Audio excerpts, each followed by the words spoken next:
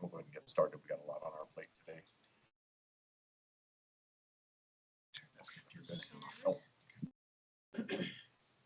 So just a couple things as we kind of get started. I'm hoping that we won't have to come back tomorrow. I think in leadership, Kyle and I had chatted with Janine, and she had put together a pretty succinct overview of the budget. I would also urge, as we kind of go through this, if there's any like personal curiosity and things like that on certain things, to keep the meeting moving to please maybe reach out to staff afterwards if you have any minute types of stuff. And I always use this example. I was telling this in leadership. I was on the council several years ago where the council at the time was saying, what is this $20,000 for? We need to cut it. It got to that point. And so I would say that the council probably should be mindful of that. And so just wanting to kind of say this is kind of what we're looking at for the budget session this year. First questions should be obviously transparent and open as much as you would like to. I just want to kind of frame that today. I don't know if you have anything, Vice Mayor. Okay, perfect. All right, am I looking for us now? Yes, I sure can. Thank you. You betcha. All right, so session tonight, talk a little bit about this.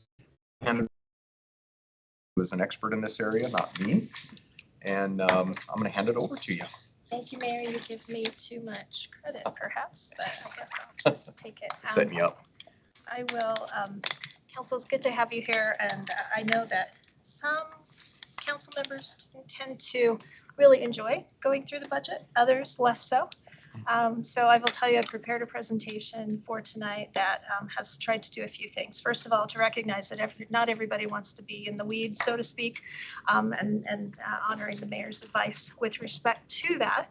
I've also tried to really focus on what I call the 30,000-foot level, which is the level of policymakers and elected officials, and talk to you about how this budget aligns with your priorities, with the community's priorities as we understand through your leadership, and also through our survey data and things of that nature. And lastly, I want to acknowledge that we have many, many fine members of your staff here, notably all your department heads and many of your leaders as well in divisions and whatnot.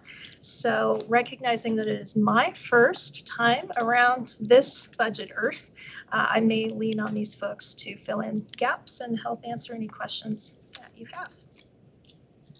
So we'll start off. I wanted to share with you kind of the agenda for tonight and what we will talk about, so that as we go through this, if you do have questions, and maybe we're in the general fund section and you want to ask a question about water or wastewater, know that it is coming. We will be getting to it, and so this may help with the timing of inquiries and whatnot. So we'll talk first just with a general overview at that 30,000-foot public policy level.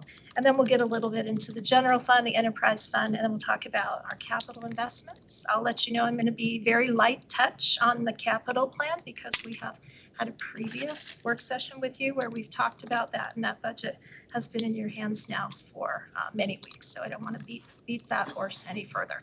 And then we will close out with our human capital investments for fiscal 27, and then end by talking a little bit about what's happening in 27 that will shape future fiscal years and the city's future.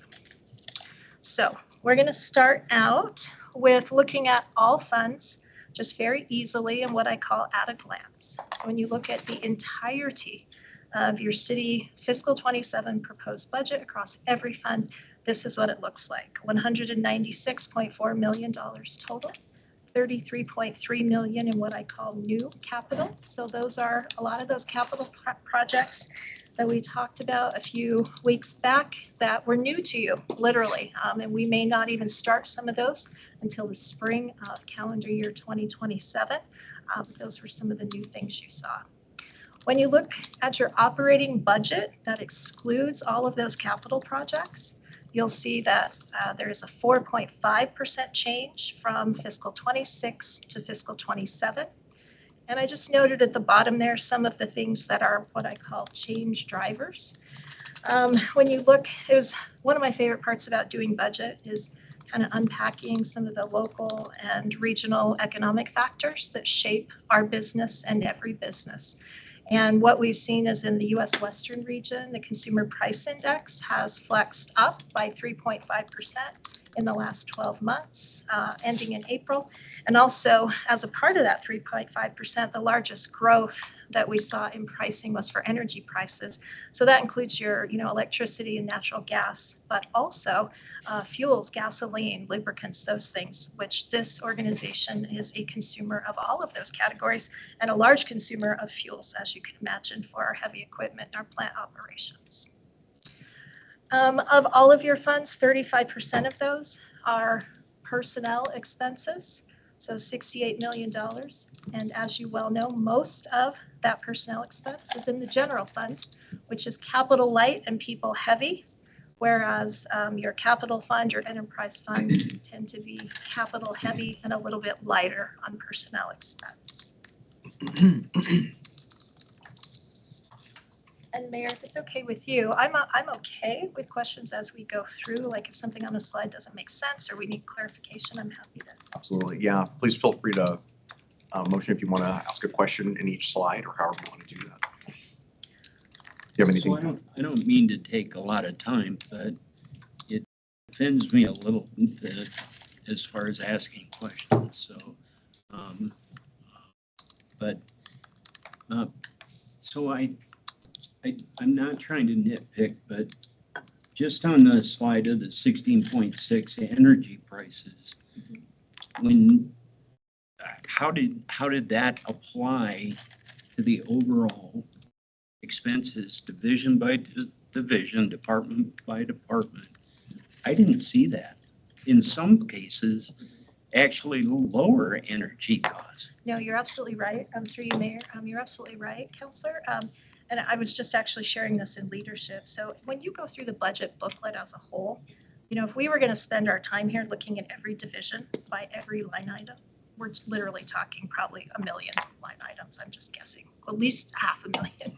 So that's not where I'm going to focus my time. But what I've tried to point out to you is where we did see, as I went through the budget and reviewed it with your staff, where we do look at every line, every division, every expense, where we saw trends of change. And so I offer the change drivers because as I reviewed it, that's where I saw repeated requests. And you're correct. In some cases, some of your cost centers or your divisions, I would characterize some of them as having been a little over budgeted or too heavy on budget compared to actual expenditure history. And so in those cases, we may have reined those back in a little bit. But then there were other areas where we were a little bit under budgeted, right? Our expenditure history exceeded our budgetary authority. So there were changes made throughout the budget to adjust the budget numbers for fuel, electricity, natural gas to what is reasonable based on actual spending history and also based on our projections for the future, which as we look at the past 12 months, we've seen this 16% change. As we try to look at the future 12 months, frankly, it's a little bit of a crapshoot. I think all of the predictors say they're not entirely sure where energy prices will land in the upcoming year. So we took that into account as well and tried to build a budget that would be reasonable and sustain our operations. And I'll talk a little bit more about that, Councillor Sweeney, as we get more into the funds, okay? And I'll just apologize if you feel offended, Pat. However, I also know from experience of doing this many years that there are things that we can get into the weeds to a point where we have to also know that our staff has that. They're experts in this. And I think there's time also for us to also have conversations with the staff outside of here in order for us not to be here till 10, 11 o'clock at night. And it's not to say this isn't important, but after many years of experience doing this, we as policymakers see this from a 30,000 foot view, and we shouldn't be going line item by line item. So my apologies if you're offended, but this is based off of my experience with this. But if you want specific things, I would suggest you go see the staff. Yeah, and I would reiterate, I would be happy to meet with any of you if we want to look at, kind of take a deep dive into things, we can do that at any time. So this slide, councilors, I kind of call, this is the whole enchilada. This is everything. This is all of the city's budget for the upcoming year in all of its iterations and broken out by spending category for you. A couple of things I draw your attention to. One of the things that I found really to really reflect good financial stewardship on the part of the staff and the elected officials of the city for obviously many years, is if you look at debt service, your debt service is actually quite low. And that is a very notable thing, and undoubtedly what I know has gotten the city rated as one of the top best run municipalities in the country by Wallet Hub, for instance. So congratulations to you all. So this is the same, just with a little bit of a different look at our all funds at a glance. This is included, and I'll tell you just candidly why. As I've moved around the community, I often hear concerns that, for instance, Parks and Recreation is overfunded, public safety is underfunded. You know, everybody has a perspective on how well things should be funded.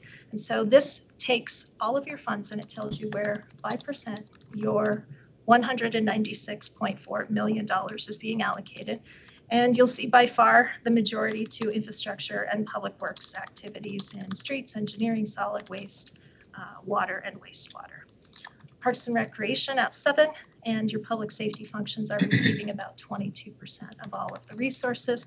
And then you have this fairly large category of everything else, but these are really the support services, as I would say, largely for all of the things noted above: infrastructure, public works, public safety, parks and rec, etc.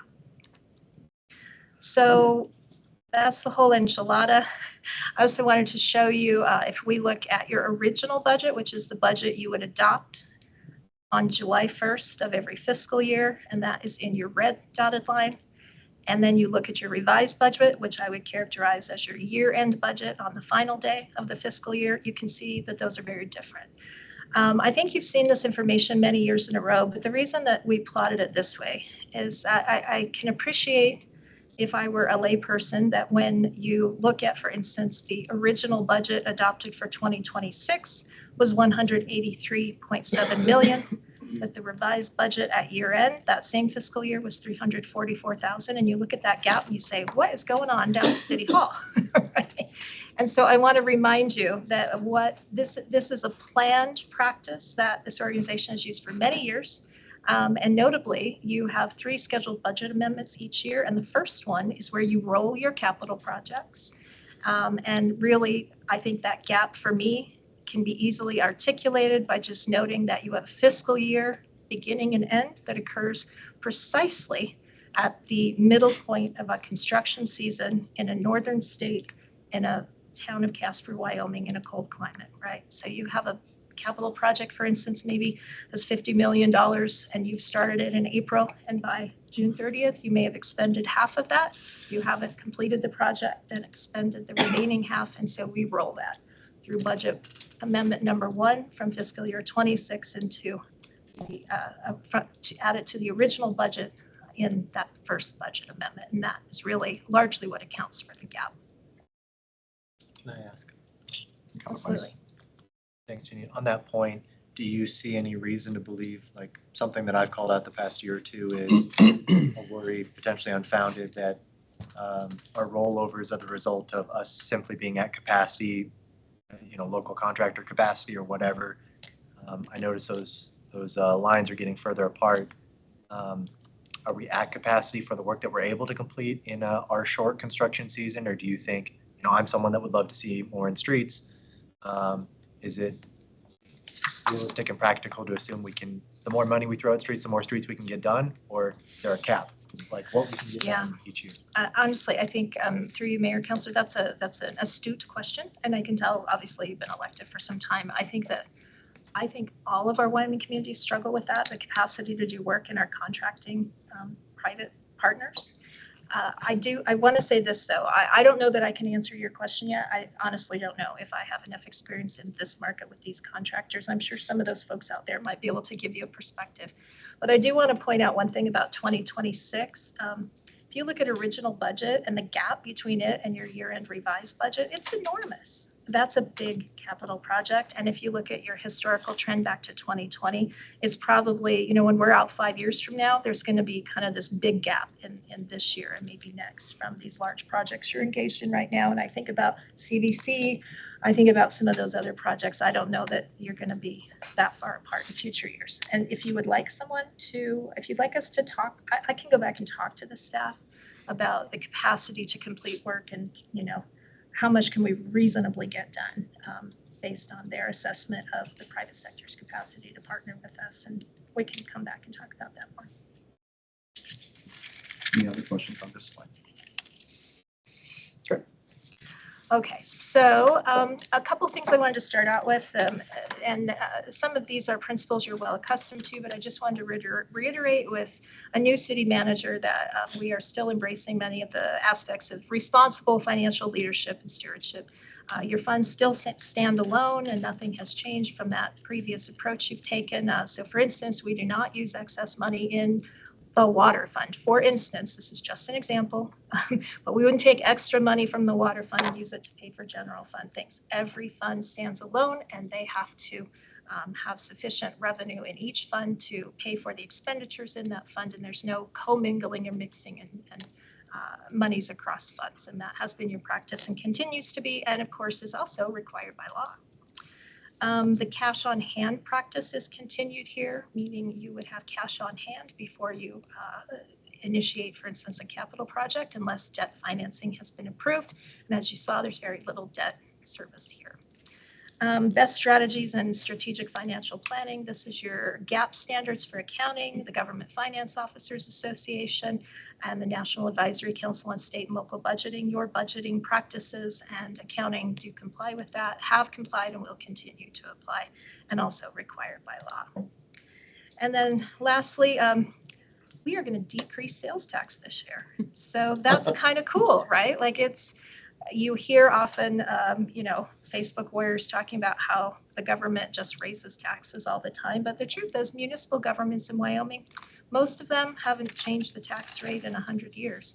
So it is an interesting moment when we realize that we can tell our public we're actually going to decrease your tax rate this year because the council's determined to expire the 6th penny tax on June 30th when it will be fully funded.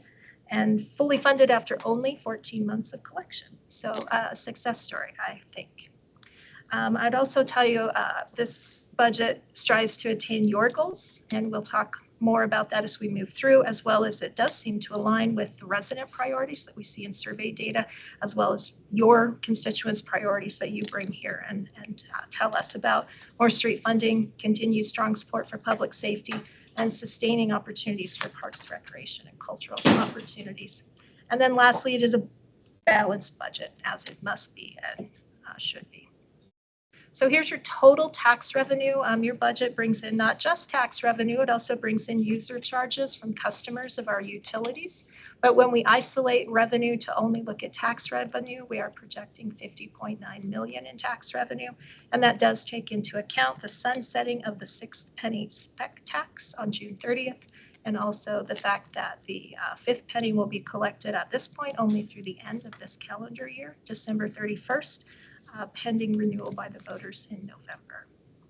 As you can see, sales tax, both the first 4 pennies that are the state's sales tax and your local penny taxes of 5th and 6th are a huge share of all tax revenue that is brought in to support city services. And the second largest source of revenue is property tax, but it certainly pales in comparison at 4.9 million being projected for 27 against the 35 plus million we are projecting in sales tax in total. Amber. Yes, sorry. Sorry, I was just trying to take a closer look. Sorry, go ahead, Amber. Thanks. This is, I think, just kind of a technical question related to how the budget is presented in the document relative to what we're seeing here, but just looking at the first,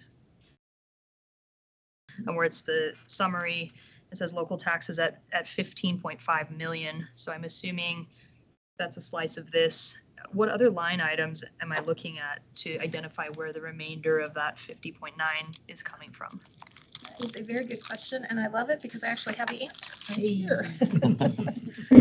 So for fiscal 27, your projected tax revenue includes the local share of the state's 4-cent sales tax, the general purpose 5th cent, and the specific purpose 6th cent for the appropriate collection period, property tax, gaming revenue, severance, mineral royalties, automobile tax, gasoline tax, fossil fuels, and cigarettes. And they're listed there, but they kind of all blur together because they're so small. Follow up. if I Go. can. So line items that I'm looking at here, local taxes, 15 million. License and permits, I'm governmental. Goods and services, fines and forfeits, miscellaneous revenue, utility revenue, and other sources. Yeah, none of those. Yeah. So I'm confused then why the number is 15.5 million in our summary and 50.9 there. I could let Jill address that if you'd like. But again, that's all fun. I can't, because I'm running the presentation, I can't go look at the Sure, budget book. I'm yeah. sorry. I need like 2 computers here. Do you want Jill to come up? That help you out, Amber? Well, it would help me to understand because this has a change of negative 62% on that line item. So I'm just Well, trying to and- like, Yeah. I know there's a reason for it. I Yeah, just am absolutely. not. Well, and to get to that a little bit, the for the current year that we will end June 30th, we believe we're going to end at 74.7 million. So there is certainly a difference there. The general purpose 5th cent is because it's a half year collection at 10.2 million. By contrast, in 26, we collected twice that, 21 million roughly. And then sales tax also on the 6th cent, because it will sunset June 30th, we will be collecting 14.5 million less in this fiscal year than in the prior. Did I miss anything, Jill? Mayor, Madam City Manager, no, you outlined that very well. Just to let you know, we did make some kind of rearranging within our lines. So most of the time when we get tax money, whether it's from the state or from the county, it's not really listed as tax, it's listed as intergovernmental, or I think if you look at the detail, that's where you'll see it more so than you'll see it under like property tax. So there was a little bit of rearranging that we did kind of at the end of the year. So if you'd like, I can get you a little bit more information on that. Sure. But it is a combination of the intergovernmental, because we're getting those from other governments, Okay. Versus just a tax line. That makes sense. And you've reminded me actually, Jill and Amber, at the bottom of each slide, where I thought there was a relevant and direct page number reference to your workbook, I've included it. So I think 15 to 19, those pages, Counselor Pollack, will get you to where Jill was talking about, where you'll see the detail of what's included in the intergovernmental category. Thank you. Yes. Does that help you? Good. Okay. Thank you, Jill. So 50.9 is what we're projecting. It looks different from last year for the reasons we've discussed. And then I also wanted to look not just at revenue, but what has our actual spending been across all funds of the city, and particularly when we compare that to inflation. And so you can see here, our spending there again is this 26 peak with some notable and frankly unusual high project spending, capital spending. But you can see, absent those, our trend of spending, what we actually spent, is certainly on par with inflationary changes over the last 9 years.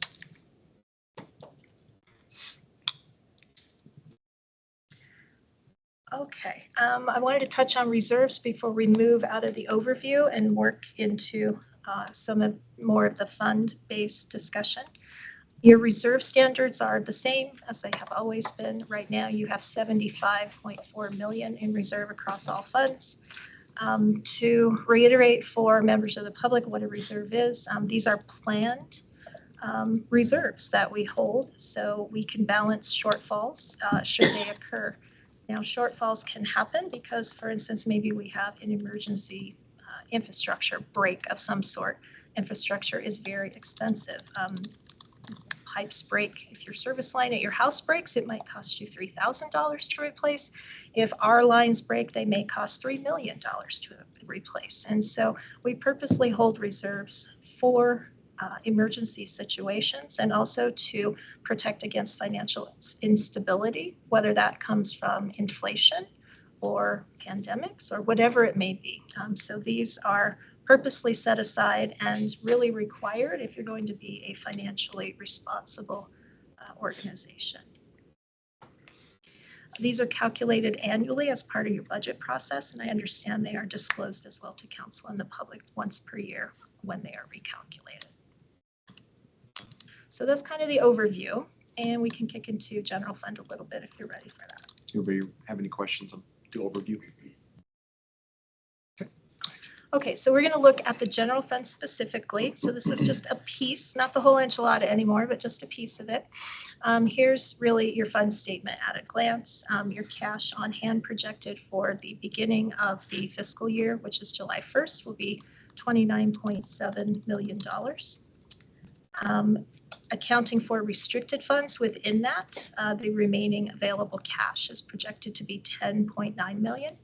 And then you'll see fiscal 27 proposes operating revenue to come in at the level of 55.5 million, non-operating revenue, which is really interest from your investments, at 3.4 million. So your total revenue is 58.9 million. Total expenditures balancing that, as we spoke about previously. The lion's share of your enterprise funds, of course, is capital, but I didn't want to go there until I just sort of talk. Oh, wait, did I think we have a, oh, sorry, here we go. You also have capital in your general fund, but before we talk about that, it certainly pales in comparison to the enterprise funds, but I wanted to mention the reserve amounts for some of your general operating funds. General fund being the biggest, you have 120-day budgeted expenses there.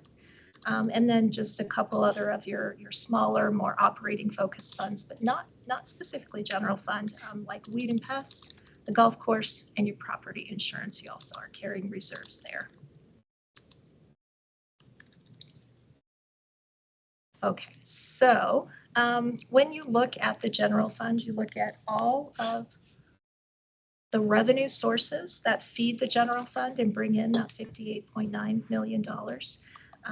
The majority, as you can see there, 61%, is the local share of state-controlled taxes at $35.8 million roughly.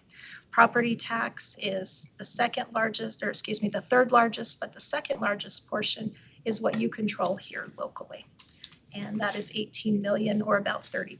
So you can see when we look at general fund operations, and this is where the governmental operations that a city must provide are accounted for.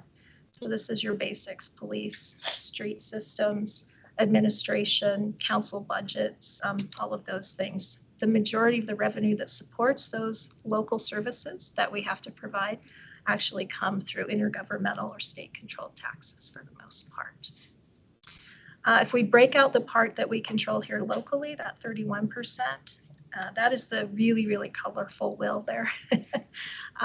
Franchise fees are part of that pretty good share, about 30%.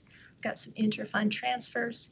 And the third largest share, which I think is pretty notable, and I would point out, is interest earnings at almost 20% of the support coming from those interest earnings. In a very far fourth category, your permitting and licensing fees that you establish here locally.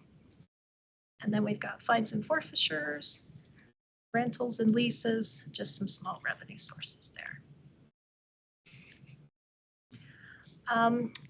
Continuing to look at revenue a little bit, I wanted to share this with you. I thought it was interesting, and I think it talks a little bit to Natrona County's situation within the state. So this is from our friends at the State Economic Analysis Division, and this is the change from July to March of 26 fiscal year, back 12 months. And when you look at Natrona there, you'll see we are down a little bit, and this certainly doesn't surprise you. Our sales tax has been coming in a little slower than projections said, not much, but a little bit. And so you are all conversant in these numbers. But I thought it was interesting to see how Natrona is sitting at 2.6% change in a downward or decreasing way compared to some of the other counties who are seeing notable gains. For instance, Laramie County, also a large population county in Wyoming, is seeing notable gains. These are the kinds of data that we take into account when we project revenue for the upcoming fiscal year. Here's what our actual receipts have looked like on the state's 4 pennies of sales tax. And we are based on our history and the fact that the Wyoming Consensus Revenue Estimating Group is saying they believe we'll see a return to growth in fiscal 27. We are projecting a modest increase of 2.7% in our sales tax receipts for the upcoming fiscal year, based on everything that we're seeing, including our local experience. So this slide you already saw, but I'm showing it to you again because we talked first just now about the red part of the pie chart on the left. We're going to talk about property tax now. So I just wanted to orient us that, we're talking about 8% of general fund revenue, but we still expect to see changes in that second largest category at 8%. And we have realized some of those changes already. Historically, you can see the dotted line is inflation. Property tax has historically adjusted roughly with economic conditions and inflation. The solid red line is our actual revenue receipts from property tax. They trended with inflation till 25, and then we saw a very rapid immediate decrease of $1.3 million. That was a 21% drop in 1 year in our second largest source of revenue to pay for local government basic services. We are projecting for fiscal 27 for property taxes to remain largely flat. Our finance director has noted that we do, even if taxation on existing buildings stays at the level it is now, we do bring online new buildings. There is new construction. And so Jill is recommending a 2% increase in 27 just to account for growth, basically new structures, new buildings that become part of the taxable inventory. Janine, and if I'm wrong, you can say I'm wrong. But anyway, so if we go back to this one and we know that the last legislative action dropped it by 21% or so, then we don't know what that's going to look like after the election, right? That is correct. But that won't affect us until that fall. I think you've told me that before. Yes, that is correct. And we will touch on that a little bit Okay. further in the presentation. If you read my budget transmittal letter, you noted I did say there, as you're remembering, Mayor, that if property tax People's Initiative passes in November, we will not see a change in our revenue until next fiscal year, so fiscal 28. So we'll be here 12 months from now, and we'll be having that conversation. Thank you. Yep, Appreciate you're that. absolutely right. Okay, so when we look at where we're spending that revenue in the general fund, this is how it breaks out. And I prepped you for this in the beginning. If you look at all of our spending, about 35% is personnel, but in the general fund, this is the services that serve other human beings. This is police, this is firemen, this is EMS, this is planning and growth development folks. And so it takes people to serve people. And in the general fund, 67% of all expenses are dedicated to human capital, wages and benefits. The second largest category are contractual services. So this is where maybe we hire an engineering firm to do some work for us, or a structural engineer to go look at the parking structure, for instance. That's our second largest category. And then materials and supplies is our pretty much usually third largest, closely running with transfers out. And that is where we have seen, when you look at the page 15, Councillor Pollack, you'll see 17% change in materials and supplies. Some of that, to your question, Councillor Sweeney, is those energy costs that we talk about, but some of it is literally just materials and supplies. And I'm really hating that I have to run this on my computer because I want to go look at. You have that spreadsheet open, I bet you do. The one I can't open because I can't shut down the whole thing. Yeah. So I wanted to talk about materials and supplies a little bit. We've also seen just escalating costs, right? Inflation. Some of that's driven by it costs more to fuel a truck to deliver us chemicals for the water treatment plant, right? So those chemicals cost more. Some of it is heating the buildings. Some of, just general, literally materials increasing in cost. There's also, there are a couple expenditures in here that I want to touch on, notably within the fire department and the street department. So one of your goals, counselors, was to try to increase our investment into repairing and maintaining our street system. And so I'll let Pete come to the podium and I'll use his brain as my backup brain. But there are some increases in expenditure for streets that are part of what is driving this 17% increase in materials and supplies that is outside of inflation. And Pete can articulate those, and then we'll move on to fire. How's that sound? Yeah, perfect. City manager. Yes, so some of the major drivers of the materials and supplies, things that are going on here. First of all, yes, we are going to look to spend about $550,000 or so on materials and supplies in streets. That's mostly for several specific street patching projects. We have a project on Kaufman that Streets is going to do in-house, $40,000. And just as an aside, obviously we've already talked about capital projects. These are actually not capital projects. These are things that we're doing in-house with our own staff. These are technically repairs, and so they show up in the general fund budget. So again, just to keep everybody oriented is where we're at. So we've got a $40,000 project on Kaufman. We got $70,000 on Forest. We got $86,000 on 21st Street. Again, these are just extra projects, a bit in addition to what streets would normally do. They've been trying to do a bit more of in-house projects, or again, is to try to catch up on the streets activity. Another major driver is the fire department. Their materials and supplies budget is also going up a great deal. A lot of safety supplies for them. They increased their safety supplies by, I shouldn't say increased. Their current safety supply budget is about $200,000. Surgical masks, technical rescue gear, structural boots, things like that they need. So that's where most of the materials and supplies is within the general fund. I wanted to address, I think street makes sense, right? We are purchasing more materials, more asphalt, et cetera, so that these people can go out and do more patching and repair work in areas that they've identified as in poor condition, really, and needing that and being a high priority. In the fire department, I would like to touch on this because I am recommending some changes here. Not changes, I'm recommending some additional acquisition of safety supplies for the department that are frankly a little bit costly. So there is, I believe, 162,000, Pete, if I'm incorrect, correct me, for what I call light bunkers for all of our firefighter staff. And the chief may have to back me up here, but effectively, bunker materials are increasingly known to be maybe not really great for human health. And so this would provide our folks an opportunity to train and to do other things in the fire service in these light bunkers that are less PFE heavy and only have to wear their heavy PFE bunkers when they are engaged in actual live fire response. So it's a really important, in my mind, workforce wellness issue.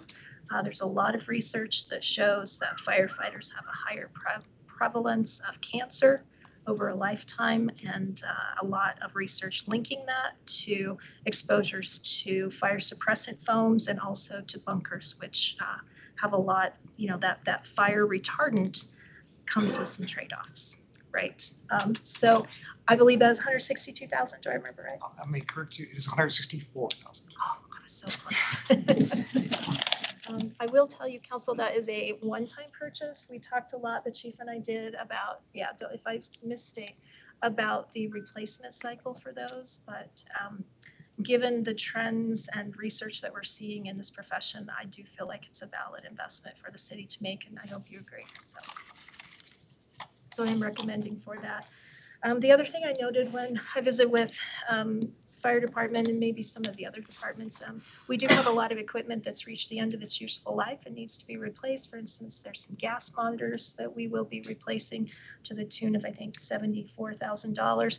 They're all at the end of their useful life, so we have to replace all of them. And what I hope that we can move to is maybe a more measured replacement schedule where maybe we do 5 monitors a year or something. But to transition an organization to that will take many years. But maybe that allows us to be a little more nimble financially into the future because we don't, see, oh, everything expires this year. We have to find 100,000 to replace it or whatever it may be. So there are some additional safety equipment and fire. Anything else notable on that list, Pete, that I'm not remembering?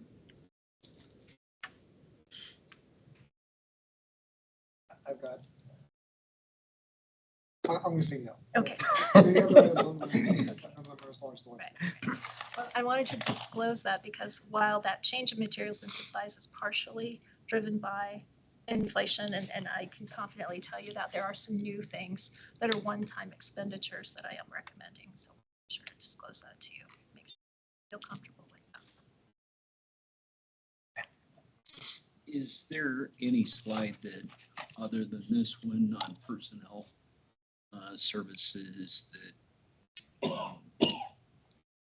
I'm curious about FICA, retirement contributions, workman's comp, Mhm. health insurance? Yes, those are great questions, Counselor. There is a section where we'll talk about personnel, and we can dive a little more into. I've got some slides on it. It doesn't address workers' comp, but I can give you a teaser. We have good news on workers' comp. I'll add that when we get to that slide. You can see we also have a 3% total change in personnel services from fiscal 26 to fiscal 27 in this budget. And that we will get into more when we get into that personnel section. I'll break that down for you. I just wanted to break it down, not just in general fund, because it will touch every fund, right? So I wanted to wait until we went through the basics of the funds before we get into that. Okay, so we're ready to go to enterprise funds. This is your water, sewer, refuse, Bellfield. I'm going to go quickly. I'll just tell you now, I'm going to go quickly through these slides, and there's a few reasons for that. One, you just looked at these 6 months ago, right before I got here in December, when you made the rate adjustments. We have updated these slides to reflect the end of this current fiscal year, so these numbers will get you either through fiscal 26 or through the end of proposed fiscal 27. I can assure you your budget reserves are still looking pretty good, pretty good. Certainly, you're not in any place that I would be concerned. There's a couple of these sections that are a little bit lighter than maybe they should be, and we'll look at that in the performance. So here's where you're projected to be at the beginning of fiscal 27. And then here's us now looking just at water. So starting on July 1st, your projected cash is 16.8 million with an operating reserve of 3.7, a debt reserve of 453,000, and a depreciation reserve of 2.7 million. So your total projected available cash on the first day of the upcoming fiscal year will be 9.94 million. Then when we look at operating revenue to keep things moving in fiscal 27, that would amount to $17.8 million in expenditure. Non-operating revenue, this is the 1 cent coming in, is 2.2 million. And then your interest earned again on your investments is estimated at 900,000 for fiscal 27, with a total overall revenue of $20.9 million. You'll see your budgeted operating expenditure that we are recommending is $15.1 million. And then your non-operating expenditure recommendation is 7.5 for a total expense budget of $22.5 million, 22.6. So you can see there's more expense than revenue. The question is what makes up the difference? And you see in fiscal 27, we are budgeting for cash use of $1.7 million. And when we project that out through the last day of the upcoming fiscal year, on June 30th of 2027, you would have a remaining cash availability of $8.3 million. So that's what the whole year would look like if everything goes to plan. Thank you, Mary. Thanks, Janine. For clarification sake, the non-operating revenue from the 1 cent, this will be the last year that shows up as a line item for revenue, right? Because I believe the water rate adjustments we made were based on the condition that we were stripping that out of. Yes, although I would say I think that is TBD in that I will be bringing a resolution to the council, I believe in July, to make sure that we understand what purposes of government, the fifth penny general purpose tax will be used for. I do believe that your water pro forma did not contemplate that general purpose of government any longer being subsidizing water. Thank you. But I say TBD, Vice Mayor, because ultimately that's your decision, right? Could change our mind. Yep. Okay, here's your pro forma for water distribution. I know you've seen this, but again, we've updated it. You will see that probably back in December, the previous anticipated balance, or I guess it was January when you saw this last, we thought we'd be telling you that on June 30th, you would be at, $18 million. Yes, $18 million. Okay, so then you can see 2031 where we were projecting we will be then. And that was what you saw in January of 26. We've added the blue line and I've highlighted in green where the proposed budget would land us a year and a few days from now on June 30th of 2027. We anticipate a year-end balance in the upcoming fiscal year if budget is adopted as proposed of 15.01 million. So these are your current numbers reflecting the past 6 months. And that's water, and we will move into a different section. So if you have any questions here, feel free to jump in. Any questions about this fund? Maybe I should talk a little bit more too. You can see the dark blue line and the green line slightly above it.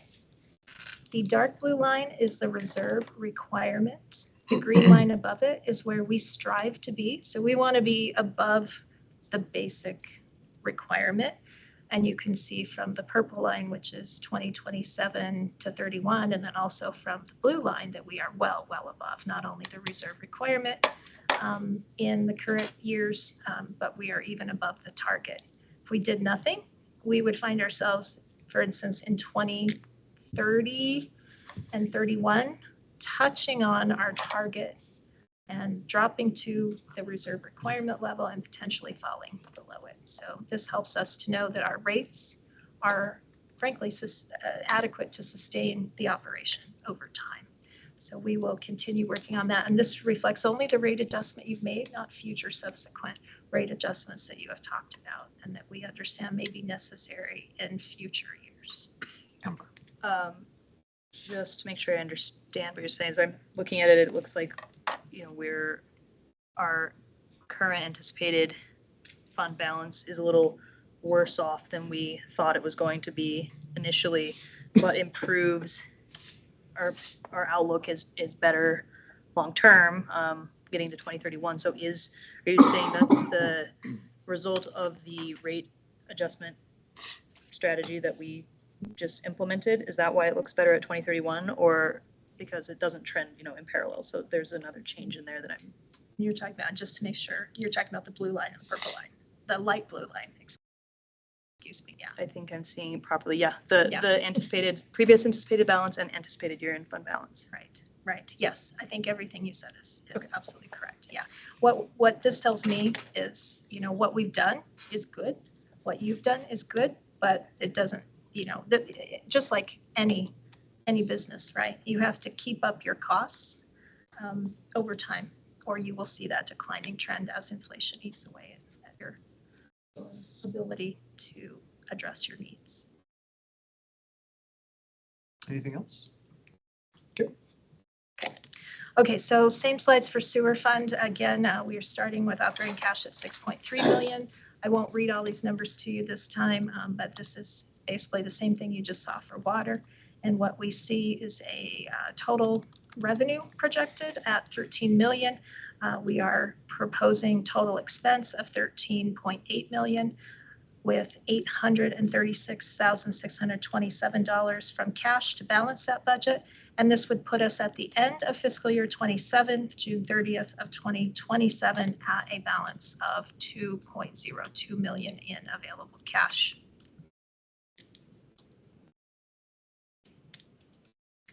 Here's your pro forma.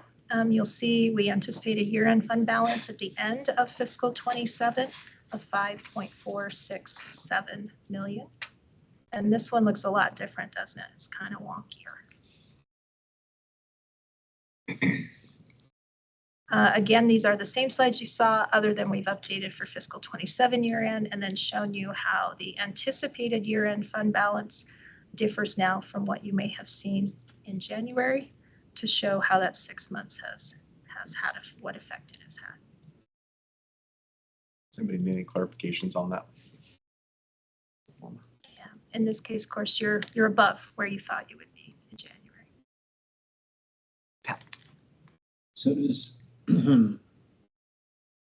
this mean we're overcharging down the line for sewer? I think what I would say is no.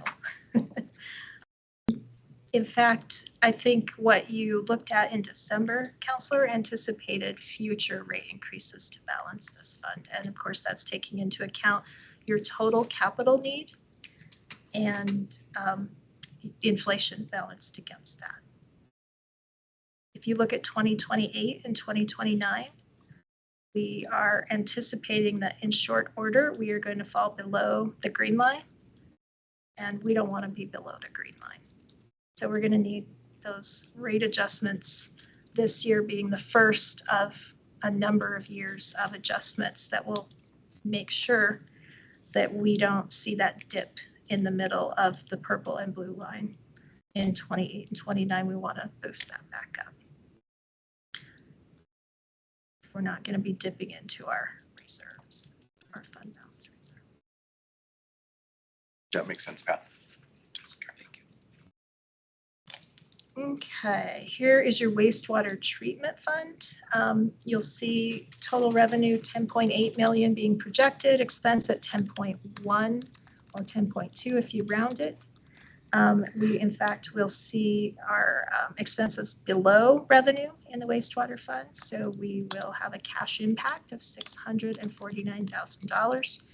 And by year end, and again, your page number references here, page 120 to 165 is where you'll see the detail of this. We're showing a cash balance at the end of fiscal 27 of $3.7 million. Still feels healthy.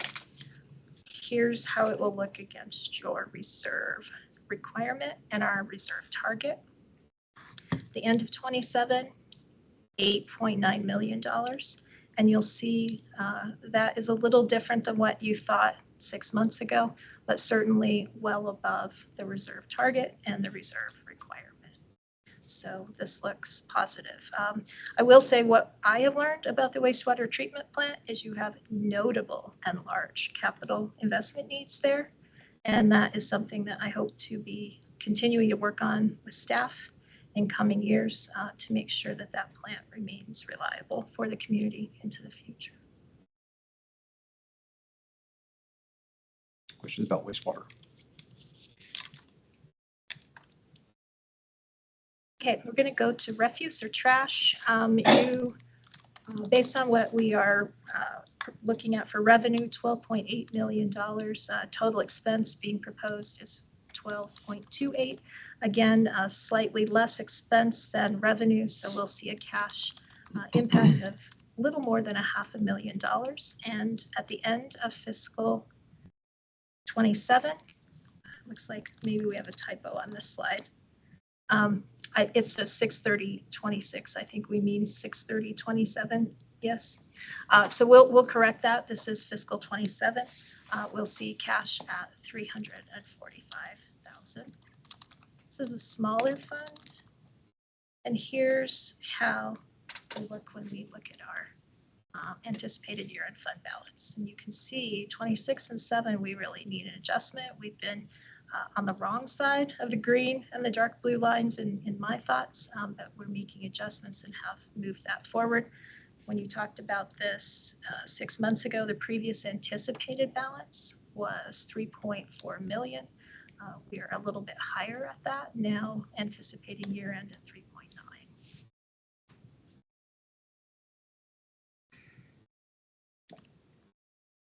And lastly, bail fill, total revenue at 13 million being projected, the expense well below that, 9.8. And we will see cash impact of 3.2 million and end the year, if things go as planned, at $3.2 million in available cash. Here's your pro forma. End of year balance, 8.3 million. And when you look at where you thought it would be, definitely better position.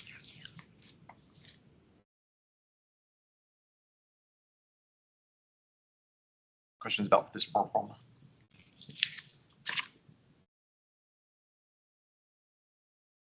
Okay. Well, really quickly before we get into capital investment, staff did, we did get food if you want some dinner. I don't know if you knew that, but we normally do for budget sessions. So please feel free just to get up anytime and grab that, staff as well, since you're here tonight. Please feel free. It's in the back here. Okay. You guys want to take a break and grab food? How does everybody feel? Everybody's good? Okay. Just get up if you want to grab something. Okay, so we're moving to capital, and as I said, I didn't intend to spend too much time here other than just real big picture. So you can see really where the city's capital investment monies are being spent. Yes. Go ahead. Before we go there, Yes. so I'm misunderstanding, I think, when these cash balances from beginning to end drop hundreds of thousands of dollars and even millions. The last slide, I think, dropped from five something to one slide back from Yeah, that. this one, Pat? The next. So you start at 5 million and end up projected 3.2. Is that acceptable? I think this is where I say we have work to do. So it is acceptable. It would be better. I believe it could be better. But that means, oh, sorry, I'm going the wrong way. That, yes, it could be better. But it also, I guess what I would say is, you know, wait, I'm going completely the wrong. We're always going to be balancing, I'm always going to be balancing, I believe you guys are as well, what the community can afford to pay. So when we look at rates, could we build up reserves that are substantial? And maybe this gets back to the question you asked, are we overcharging, right? You're balancing that. We're looking 10 years out in the future at what amount of investment we need to make. And in these enterprise funds, and frankly, in most municipal operations, it's all infrastructure is very expensive, right? So you may have a $300 million need over 10 year, and you can raise rates to pay for that. But then the question is, can the community afford that, right? And are there other ways we can pay for it? Can we use debt to spread that cost over time? Sometimes even over generations. It's a 40-year lifespan of a plant. Maybe it makes sense to take out debt. We also can look for grant revenues or low interest loans through, for instance, SLIB, which I'm sure you're familiar with, the SRF program, to help make what our ratepayers pay as least as possible in order to get those numbers, get those fund balances in a place where we feel more comfortable, obviously, at least at minimum reserve requirement, and hopefully at our target of having that cushion, which is the green line. Did I answer your question? Sure. And that's, you know, I guess I would offer, that's why, you know, we're always looking out 10 years and trying to make sure that we have sufficient money, not just today, but for forever, frankly, right? The water plant will be here as long as we people are here, I imagine. Wastewater plant, landfill, all goes with civilization. Any other questions on this?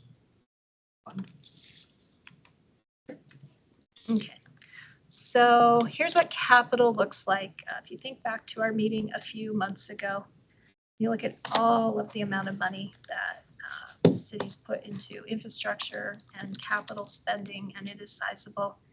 This is where we're putting in this fiscal year money. So water, sewer, stormwater projects are 42%. Street construction, we were able to move that number up a little bit from 26 to 6.1 million. So that's about 18% of where we're going to spend all of that. And then public works and equipment at 4.4 million. Some smaller categories there are operational heavy or personnel operation heavy functions still need equipment and still from time to time have capital projects, but obviously you can see they tend to be a lot smaller. But in total, there is 27, I think, $1 million expected in this upcoming year for public works, street construction, water, sewer, and stormwater. Stormwater, a very small amount of this overall total. 27 million, is that what you said? Janine? Yeah, I think the 13.9, and I think that's what it amounted to. Anybody have any questions about the proposed spending? Just kind of the high level here. Yeah, go ahead, Kyle. Thank you, Mayor. Thanks, Janine. Unsurprisingly, I'd like to ask about streets, please.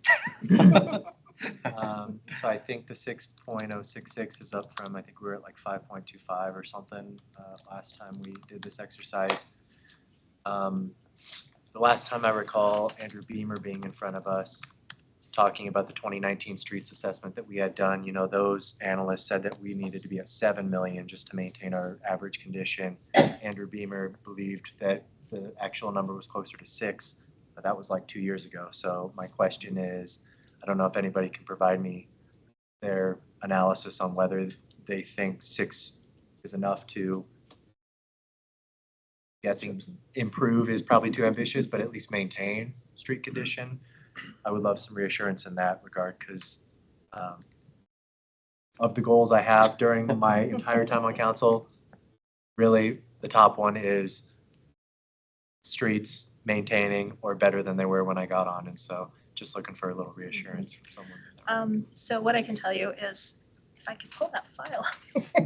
Yes, we have these numbers. I'm looking at Krista because she has the same file I have. Because I've been working with Krista and with Casey and those folks to unpack our street analysis, to adjust those numbers for inflation. So we can understand, well, if it was 6 million, what is it really in today's dollars? And if I recall, Krista, I'll rely on you maybe to fact check me. I think our new target based on inflation adjusted numbers is about $12 million. And I'm talking about pavement preservation or rehabilitation as well as mill and overlay added together. And we broke those apart too, Vice Mayor. So what I can tell you, Council, is this. I am keenly aware of your interest in improving the street system. We are working, I originally thought, geez, maybe we need to update your pavement condition study. But at this point, I feel like it would, when I looked at that, it feels still pretty fresh, pretty usable. And I think the streets folks and public services folks agree. So we're going to update it for inflation. And we did what we could in this budget, given the sort of short time turnaround that I've had. There's this, there's also what you heard earlier, which is additional, we're going to talk about personnel and materials and supplies to go out and do patching, asphalt patching, in addition to major street construction projects. But we are not, getting to your point, we are not investing this year what we should be when adjusted for inflation. But we've moved the needle a little bit and really hope to get more aggressive with that next fiscal year if that remains priority of council. What I'll also add there is we just did get survey data back, which I will talk to you about at the end of this presentation. And certainly the public's sentiment feels like investment in streets is warranted at a higher level than has maybe been historically done. Krista. Your counselor, you talked about that 6 million. That was from the 2019 study, and adjusted for inflation, that's 8.4 million. So we are not quite meeting that. And the distance we also gauge, we like to be about 3.5 million. We're not reaching that because that $6 million doesn't go nearly as far as they used to. Thank you. Can I ask, is this also a circumstance of So this fiscal year budget is based on our last year of 1 cent allocations. And so if, through our exercise this time next year, hopefully 1 cent has passed and we still have that funding, if we simply allocate more from those projections to streets, is that a way that we can influence that budget next year? Sure. I think so. I mean, certainly, again, I say TBD because I need decisions from the council, but that is a super viable source of funding in my mind. And without that source of funding, the outlook is not good. Because right now, streets is kind of bound to that allocation we made 4 years ago, right? I mean, of the 1 cent, you're capped at how much you can spend towards streets. So if we just increase the cap next go around, should make that exercise easier for staff. I think that's a fair statement. Thank you. Yep. Okay, so we tried to beef it up, but we're not quite there. We still have work to do, which I don't think is lost on anybody or a surprise to anybody. Okay, so here's what pays for capital projects from the previous slide. You can see really the largest source of funding, you just touched on this, 1 cent 17, this is your fifth penny of sales tax. 40% of that is going to capital projects, which makes sense, right? It is not a revenue that we know will continue every year uninterrupted. It could be interrupted, so it's probably wise to treat it as a one-time revenue used for one-time expenses or discrete single projects versus ongoing operating costs. And then your rates paid by customers of our utilities in water and wastewater are comprising 26%. And then your trash or sewer charge, or excuse me, sewer and wastewater.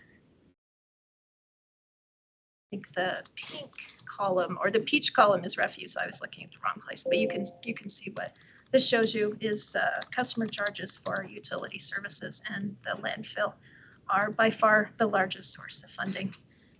And then for infrastructure in the general fund, it's 1 cent.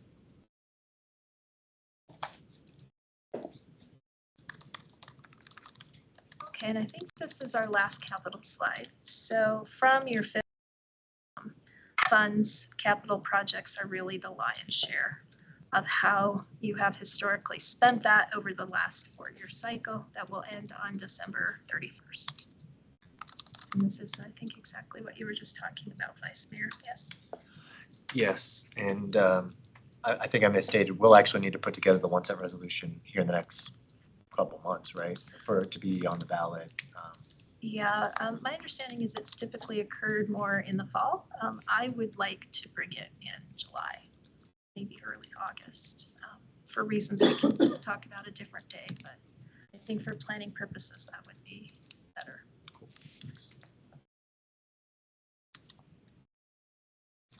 Okay, so that is capital broadly.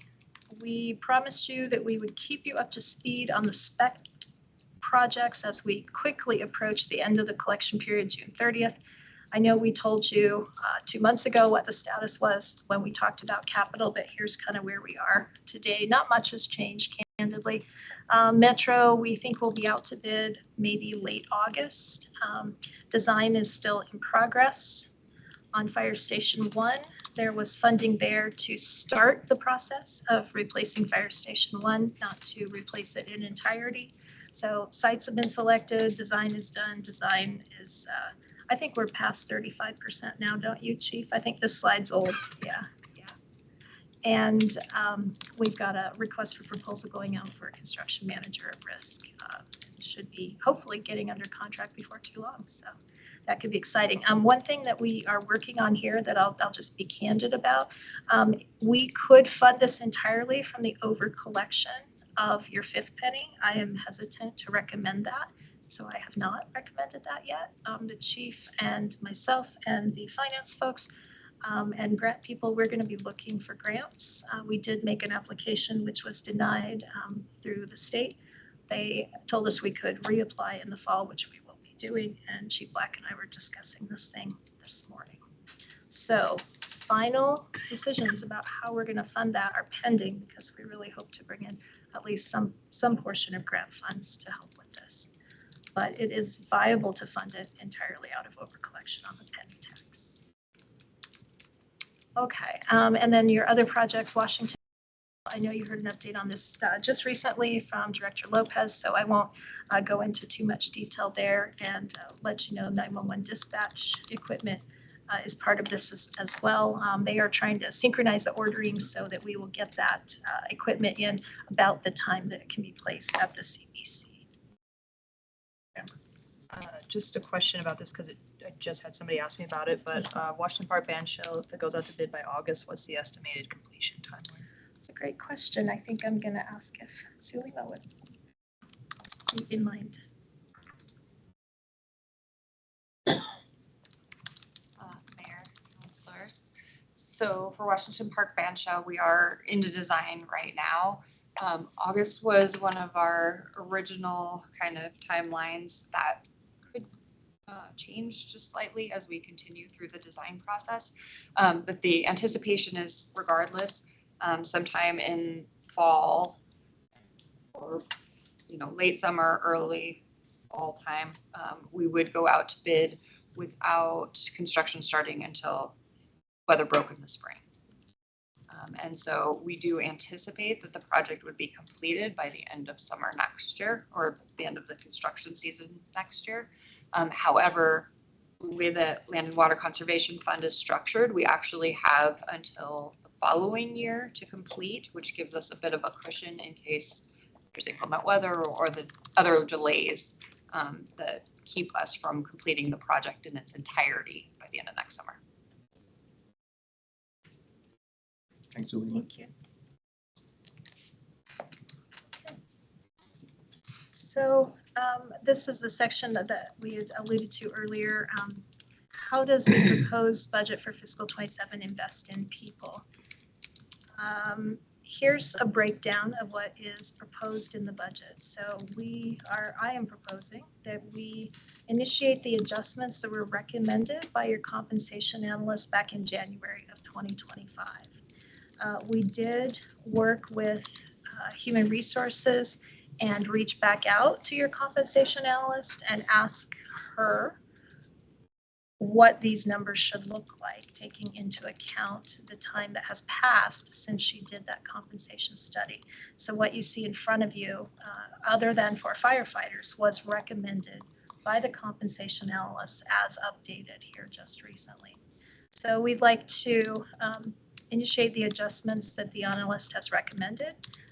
We have to implement the statutory changes that the 26 legislature just passed for pension contributions.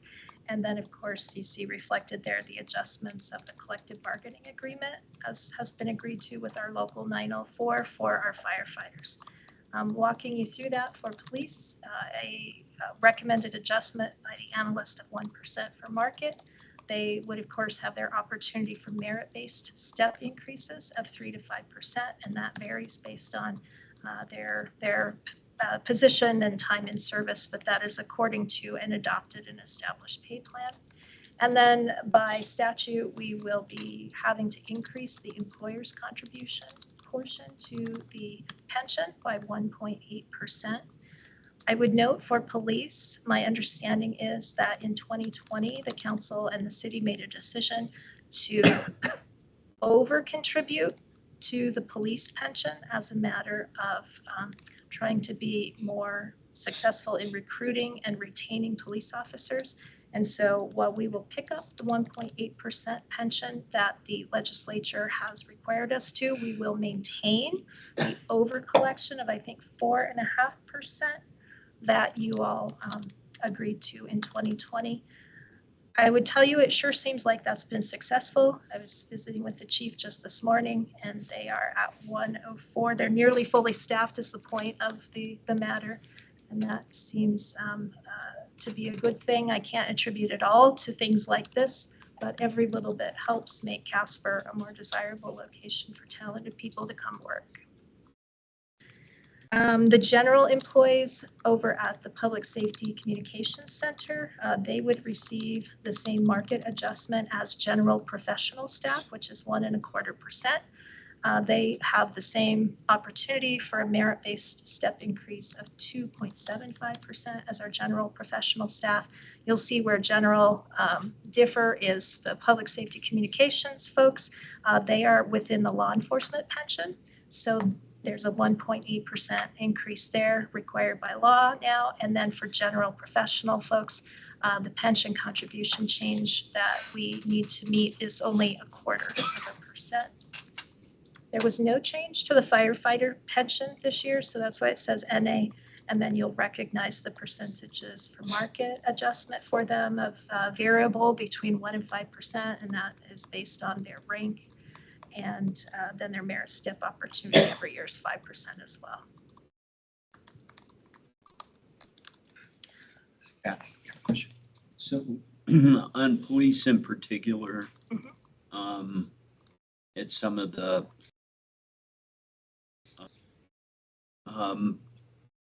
it appeared to me that if we would hire more police officers on the training side and try to beef up a little bit on our training programs. But my opinion in reviewing that budget, it looked pretty flat. And so did the chief or the department recognize or ask for any increases that we just said, no, you're going to stay straight across the board? Yeah, through you, Mayor, can I just dive a little deeper, Councilor Sweeney? Do you mean ask for increases just for personnel or for anything? It pretty much looked for anything. Yeah, no, I think that that's a fair statement. As we started off saying, in our operating budgets, the total change across every fund is only 4.5%. So you will all have to forgive me if I don't understand what level of knowledge you have about the city's budget development process that happens way before we get here. And maybe I should have covered that. But what I will say to you is the department's request, they sit with the city manager and the finance team. We go through every one of those requests. I, in some cases, agree with them. In other cases, I don't. That's what you paid me to do. What I've recommended, though, to your point, is pretty flat. And there are some reasons for that, notably the revenue uncertainty in our future from 5th-cent elections and property tax and those things. But I will drill down a little bit if I can, Councilor, to personnel. When it came to personnel, because I am so new in this position, I tried to learn what you had done as an organization to implement the January 2025 recommendations. I visited with staff all across the city. I heard from them. I heard from the department heads, and then we had the analyst refresh her analysis.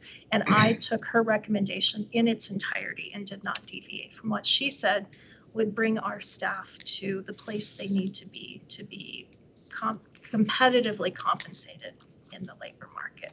So, and I see the chief's up there. If he wants to add anything, please feel free. Council, do you have a specific question about staffing, why we didn't ask for additional personnel? Just to make sure I understand the question, Councilor. You know, in those community meetings up at the Ford, Wyoming Center, it seemed to me that we needed to try to beef up, add more personnel. Because I think, I can't remember everything, but what are we at? 115? Mayor, Councilor, we're at 110 authorized. And with 8 of those go into SROs, then you actually have 102 for patrol and detectives, career services, canines, those positions. I may have misunderstood, but to try to enhance those numbers, increase those, and I didn't totally understand, but yeah, I probably misunderstood. Mayor, Councilor, before I would come back and ask for additional personnel, I'd like us to get to staffing first and see what that looks like. I mean, ideally, each patrol team should have 12 officers assigned, and on some days we're operating with 8. But I'm hopeful once we get those additional 6 personnel, we're at 104, so we've made huge strides within the last year to get those personnel on board. We're not really seeing the fruit of that yet because we have 3 in the academy. So while on paper it says we have 104, we also have a significant number that are in training. And so they're not able to go out and police themselves, the community, so they have a training partner in the car. But what I'd like to do is at least get to that authorized strength of 110 and then come back and look at potentially an overhire ask. But I'm not ready to do that yet because we don't always see a huge applicant pool. And so to ask for that before I can fill those positions seems a little putting the cart before the horse type of deal. So. Thanks. And that helps me. I understand what you're saying more now in terms of if there was discussion around overhiring. So yeah, and overhiring can be a really great tool, but you're absolutely right. We want to be fully staffed before we overstaff. But yeah, could work. Thank you. Does that help a little bit? And then since you're there, maybe just stay there, Chief, because I went to the next slide. And this dovetails, I think, well into Councilor Sweeney's question. So within the personnel recommendation, there are 7 positions recommended. What I want to tell you, councilors, is there were 54 positions requested, which as a new manager in your organization, I was like, holy cow, frankly. But I think what that tells me, what that probably should tell you, is that your managers out here, your department heads, they have concern that there's more work than people to do the work, right? I mean, that's the lesson we all take from that. I tried to be very judicious and recommend these 7 positions for a variety of reasons. I did not recommend more because I tried to insulate this to what I thought were the most essential. And part of that is we have to hedge against the revenue uncertainty that our future holds. Literally within 6 months, we could see significant changes to revenue. And so we need to, in my estimation, only bring on new positions that we feel that we can sustain over time. And if we really have that pent up need for many, many, many more positions because there's not enough people to do the work, we can look at that again, certainly in 6 months when we're back talking about budget development and these folks are submitting their position requests. So to the chief, since I asked him to stay up here, one of the positions I am recommending that was requested by the department is for this technology support specialist. So you see we are adding a position there, although it is not an LE position sworn law enforcement professional. But from the chief's perspective, a really important and needed position just to generally support the technology needs in the department, which are wide and vast, as you can imagine. They have phones and computers and MDTs and all the things. So did you want to say anything about that, Chief? If I could, City Manager, Mayor, Councilor. So that position was one that was actually an individual that retired. It was a manager position. We came back and had it reclassed. But with some of the property tax, we opted not to fill that position last year and tried to navigate that ourselves. So you actually have a support services captain on top of our fleet manager. And with the work IT jumping in and helping us, it's put a kind of burden on other city staff besides our personnel. So we decided to come back and ask. We reclassified the position as a specialist instead of a manager, and then asked that it be filled this year so we could take some of that burden off our support services captain, our fleet manager, and maybe help IT get some other things done other than us constantly doing work orders. Thanks, Chief. The other positions, I'll just briefly talk about a few of them. Certainly the one with the higher cost burden for the organization is in community development, the planner 1 or 2. It's certainly no secret that we need to be succession planning in the community development department, and this is part of that succession planning. I think this position is incredibly important, and candidly, I was shocked. I continue to be shocked at the amount of work that your community development does with the staff that they have available to them. I think it's quite admirable. They are a well-oiled machine, but we need to be planning for people who may be leaving and approaching retirement in coming years. So that's part of this. The other general fund position that I've mentioned already on this list is in streets and equipment operator for all the reasons we've discussed, trying to be able to do more work in terms of patching and just repair of roads and being a little more on top of things. And then 2 other positions in general fund on this list are finance, a budget manager, and a volunteer services coordinator.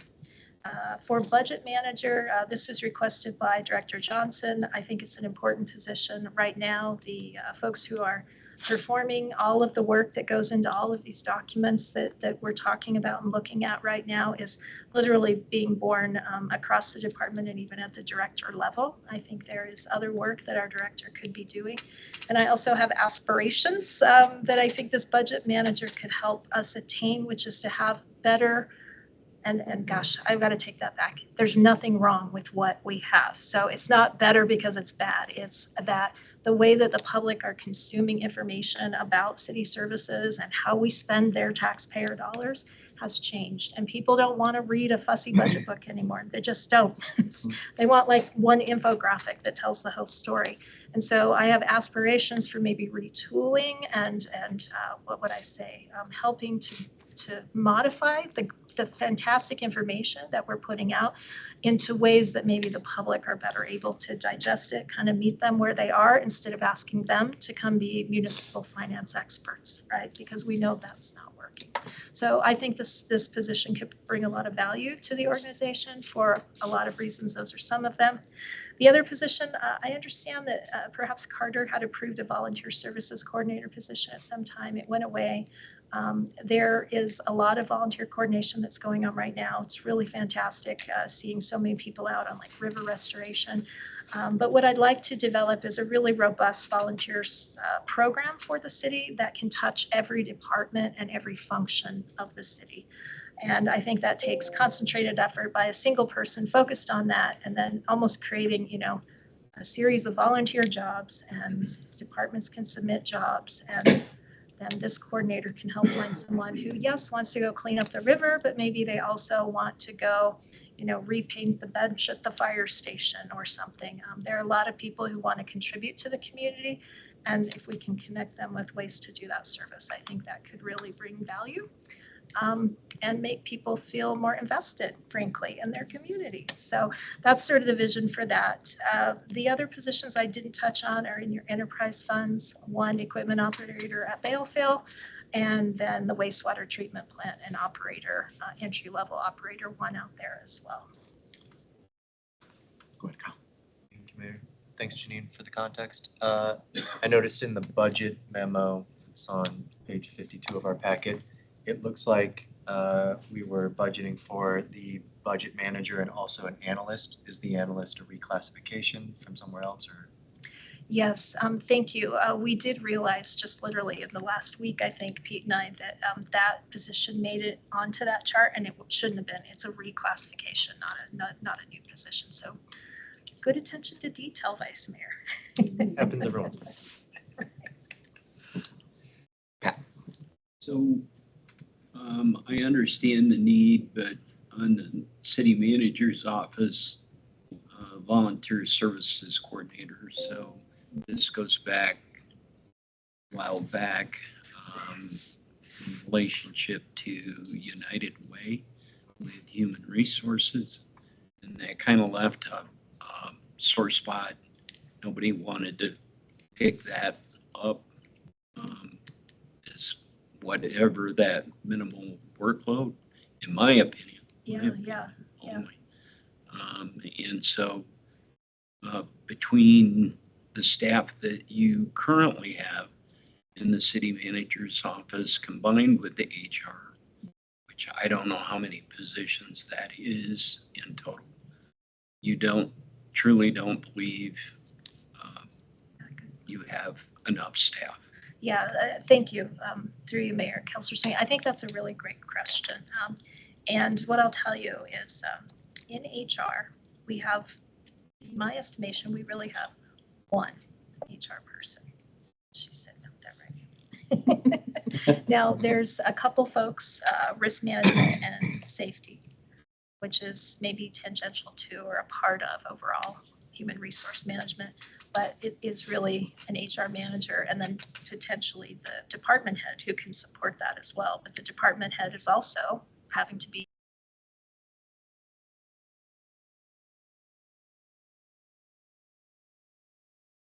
you can't really say the director is part of an HR, being an HR manager. And for 525 employees, I think, I feel like they're pretty tapped out. In my office, one of the things I want to talk about with this and why I'd like to put it in my office is because I want this person to work for the whole of the city. And I believe that oftentimes when you put a position in a particular department, they tend to become very focused on those functions, those services, and supporting that department. And so where I've found success in the past is putting a position like this in the city manager's office, so they work across the entire city and with the entire city and with the authority of the city manager's office behind them. Right now, there is likely ability to do more work in my office, candidly, but this kind of work is very specialized. And so that's why the other thing I'll offer is this is a pretty low cost burden position for the value that we could get back out of it. $72,500 includes salary and benefits. And I would really like someone who's focused only on this and doesn't lose their attention to other duties and needs of this organization.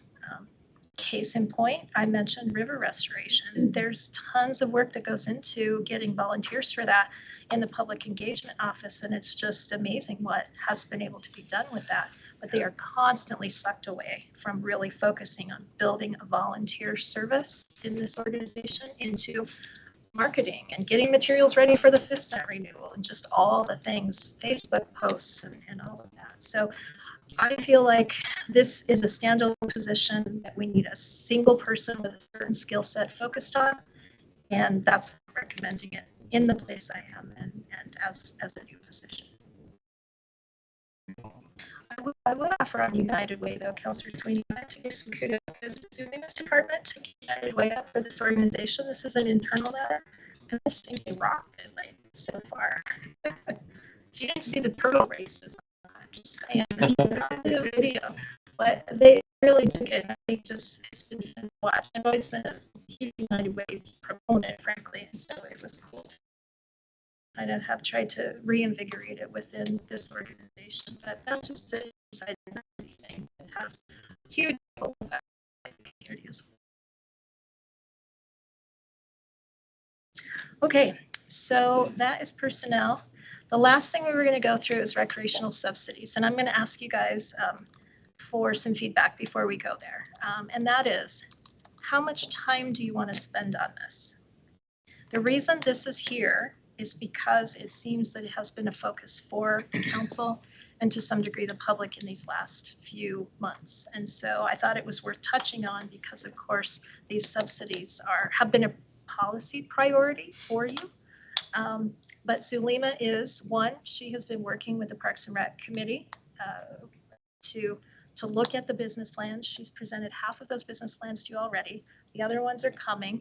And so this is a little bit of redundant information in addition to the other work that you're doing in this space in recent weeks and into future weeks as well, because you're going to be in front of them with the rest of the business plans in like 2 weeks, right? Okay. So I guess what I'll say, I'll go through it and I will go at a pretty quick clip. But if you want to slow it down and ask more questions, feel free. But no, there is a lot more to come on this. And so I don't know that we have to solve any issues here tonight, okay? But your budget is built on these subsidies, which is why I thought it was important that you understand what this investment looks like for recreation. So you see on this slide your targets broken down by different functions. You can see where we are in the red and where we are in the green.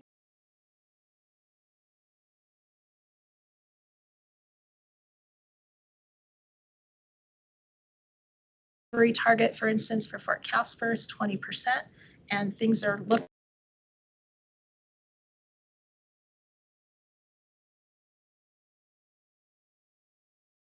target of 50. We're currently at 42 against that 50% target, so under. Golf course is doing well based on what we believe we'll see in the proposed budget. They will be slightly above their 110% target by 7%.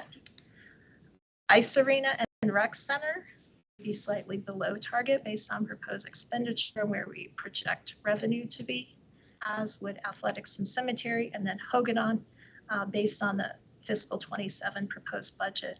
If we get some snow, we target.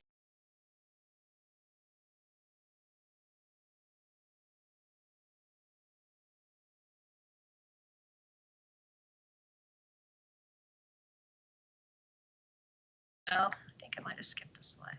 Yeah, here's starting with Fort Casper. So the green line is where we break even. The target is your red line, as you can see, and then the blue line. And you can see for Fort Casper, we were slightly above in 22, but moving forward into, we fell below our target for a few years. And in 27, we're at target. So these line graphs are just different ways of representing the information that you just saw on the previous chart. I like charts better. I don't really need the line graphs, but maybe this is helpful for others who are visually different. Golf course, again, you can see our target in red, and we are above it. Ice arena, target in red, blue line below it, and has declined in recent years in a pretty steady way. Recreation center, target is red. Fiscal 23 was a rockin' good year, it appears to be, and then things dipped down a little bit and we remain slightly below our target. Hogadon, poor Hogadon in fiscal 26. That'll probably be the blip that you still see on this chart in 20 years, like was it 1981, apparently, if you look back in history, had a blip like that too for Hogadon. That due to weather too, do you guys know? Apparently, I think Was it due to weather? It was. Oh. 2 weeks of the whole season. Wow. Well, it's good to know that our forebears have been there before we've been there. And here's sports and athletics, which is slightly below, and then cemetery, slightly below. One of the questions that has been brought to my attention is, what do we do?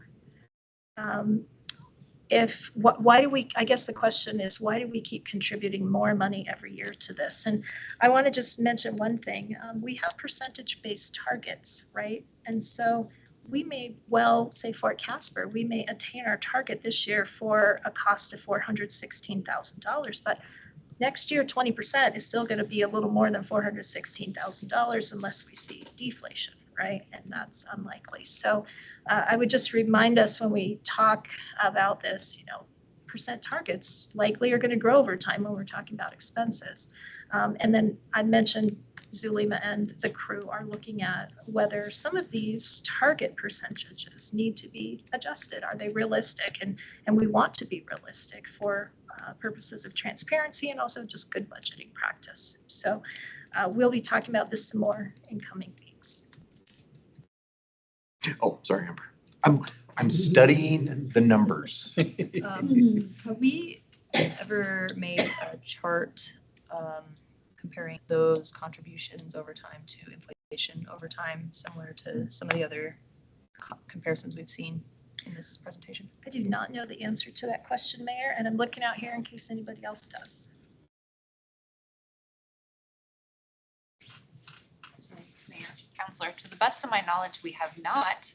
However, we are working on it. So Janine and I just recently talked about it, and it is my intention that after we review the last 3 business plans, we will do a comprehensive overview of all 7 enterprises where we will provide charts like that so you can see how the funds are performing over time compared to things like inflation.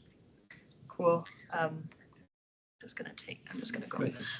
Another question that I think would be interesting. I think we've touched on it a few times, but just what are, comparing how we're doing to some industry standards in these arenas. I had somebody ask me about that the other day, and I was like, we've talked about it a little bit, but I don't know that we revisit it kind of in the context of talking about it. And so that might be helpful to have on the chart or just in the conversation as well. We'll absolutely include that. The National Recreation and Parks Association has benchmarks that we do use to measure against, and so those will be included as well. Good, great, thank you. Pat had a question. So my question is basically the cost recovery goals. I'll put them as goals, but how, honestly, very good sales pitch and what we might expect, and then boom, Hogadon blows up on us and with no snow. So, I mean, how much should we worry about all of that, I guess? Because things happen. So, Mayor, Counselor Sweeney, I think that the way that we utilize cost recovery goals primarily are during our budgeting process to help us stay grounded in being as fiscally responsible as we can be. So as my staff are preparing their budgets, they're really looking at, are there areas where we can be more efficient and reduce expenses? Are there areas where we could improve marketing or other strategies to generate additional revenue? And how do those changes impact our potential cost recovery? So it is a goal, and there are a number of different influences that could keep us from reaching it or help us to exceed it. However, I think it does give us a benchmark to strive for, which is why I think it is important that it's rooted in reality, right? Which is why during the first presentation, we said a few of these may need to be adjusted down to be more realistic. And you're going to see the same thing when we come back at the end of June for just a few of them. So we want to establish realistic goals, however, that challenge us to stay fiscally responsible. The funds that are given to us to provide the services that the community wants. I felt like I should give some kudos to Hogadon though, because like they have this huge dip on this chart, but a few years ago they had a really big mountain too. So.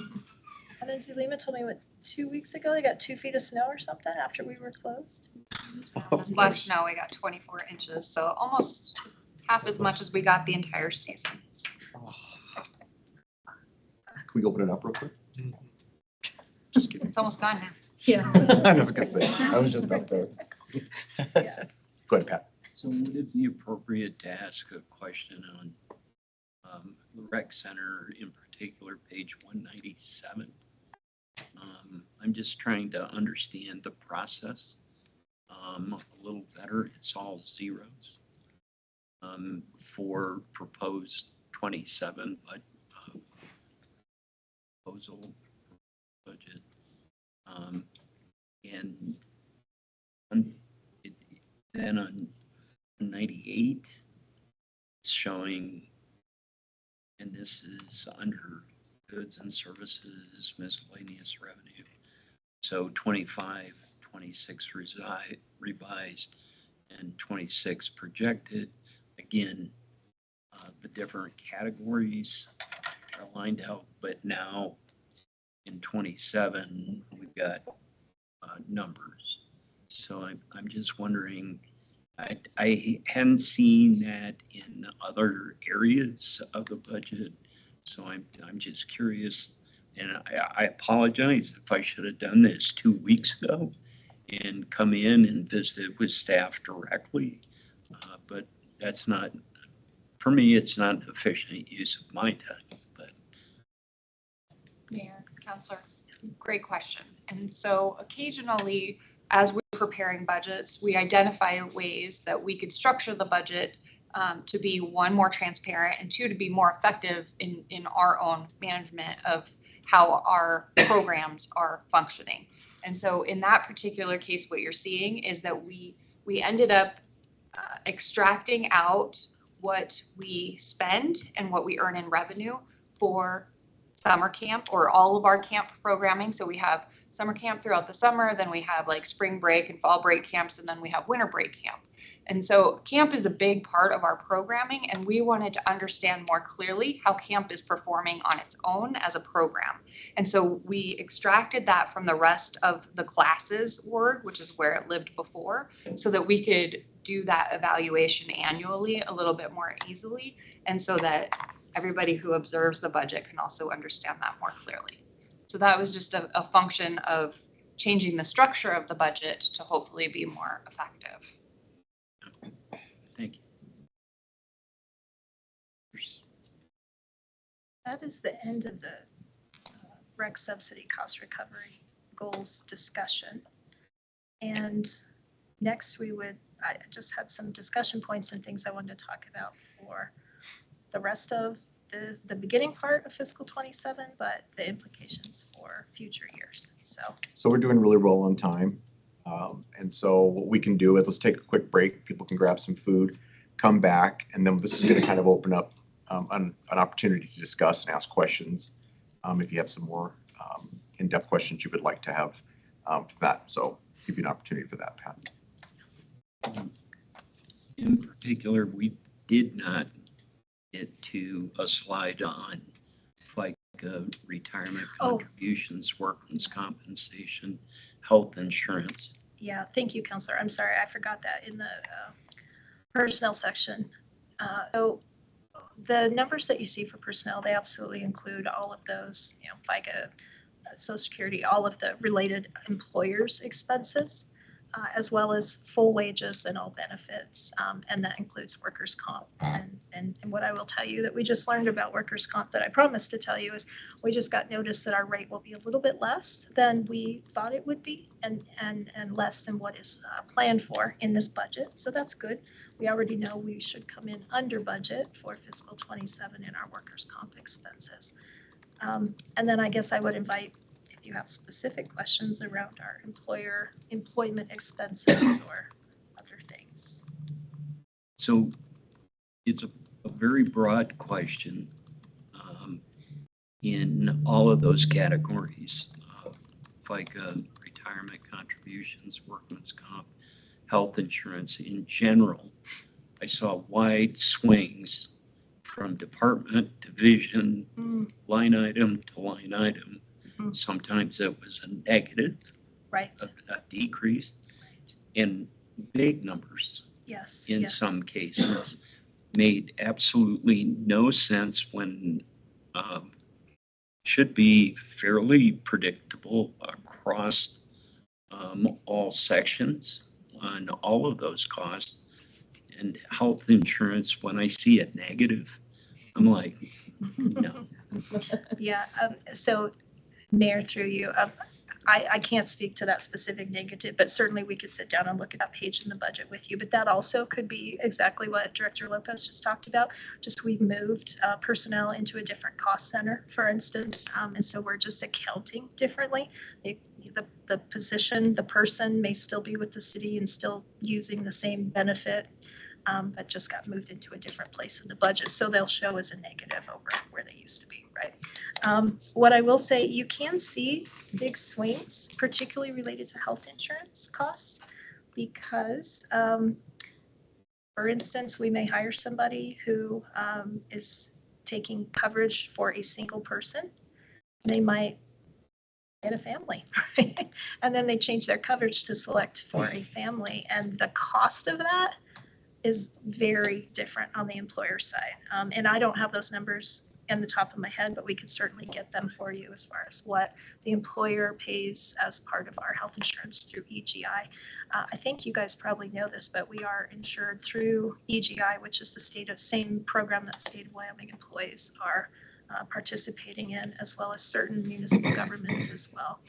And I think that's a good value proposition for the city, but those numbers can swing pretty dramatically. Or maybe you have an employee who was using single coverage and leaves, and the new person who replaces them takes family coverage, and it's thousands and thousands of dollars different than the single coverage will be. So I would suspect that probably what you're seeing is health insurance more than anything else. FICA should be pretty stable, I would think. Jill, are there others that you can think of that we see big swings in that I'm not pulling off top of mind? So one thing to remember too is when we adjust like our overtime or other things which are not connected to a particular person. So when we budget for personnel, we budget by person. So we would take at 15th of February, everybody who is an employee here gets moved into a projection. So then the departments go through and say, we need this much in overtime and this much in standby pay and this much in callback time and this much in all of these different pays that are not specific to one person. It's just in general, so it's a bucket, or part-time people for that matter. So if they're increasing any of those impact your FICA and your Medicare and your workers' comp and all of those things which are pension, all of those things which are percentage-based. So when you look at wages, you can't just look at the full-time wages. You have to look at that whole grouping of different wage types that could influence those benefits. Maybe I could add one thing too, just for edification of the council. So I assume you guys know this. If you do, just tell me and I'll be quiet. But the positions are authorized by the council, as you know. So there's a certain FTE allocation, full-time equivalent allocation of the governing body. We do not deviate from that without authority for doing so. Thus the reason for disclosing the position, the 7 positions that we'd like to add, because it requires your approval to add those. So I guess I could assure you that while you may see changes or swings in the cost of our employment expenses for wages, benefits, and other things, we are not exceeding your FTE authorization.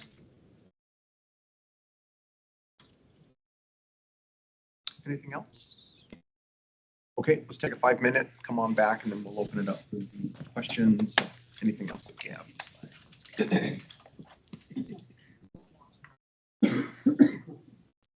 Questions and things like that. If anybody has anything they'd like to specifically ask about, so go ahead, Janine. Yeah, so as we think about starting off this fiscal year, the first half, we will have a lot going on. As you know, we have been working as a municipality for a number of years to address capital needs. And one of the observations that we wanted to share with you is as we catch up on those capital needs and we spend down some of the money that we have had for investments, we may see less interest income returning from that. For the general fund, that may be most significant. I don't suppose that this is something that will be an immediate impact in 27, but just something as we look to the future that we are mindful of. As we discussed, the 6 cent also will end June 30th.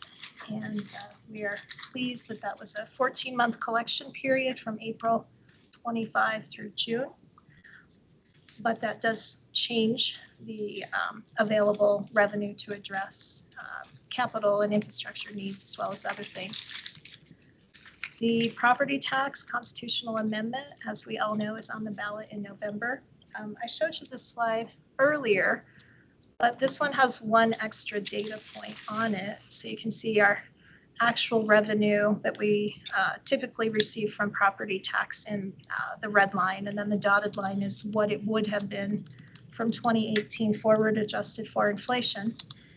And we know that that's dropped in 25 and we're projecting it pretty flat for next year, and 26 has been fairly unremarkable as well. But if the property tax amendment fails, that last data point there, we've added that kind of blue line, we're projecting an additional $1.2 million decrease in revenue if that passes. And as you'll recall from earlier tonight, the decrease that we've already seen from 25 to now is slightly more than 20%. And that 1.2 million will drive that percentage up remarkably. So things that we need to be mindful of as we look to the future. The future is, I think, very bright. And the fiscal position of the city is very strong, but there are things coming that we need to think about as we make decisions. And then I think lastly, this is hot off the presses, I guess I would say. We have received the survey results from the survey that we sent out.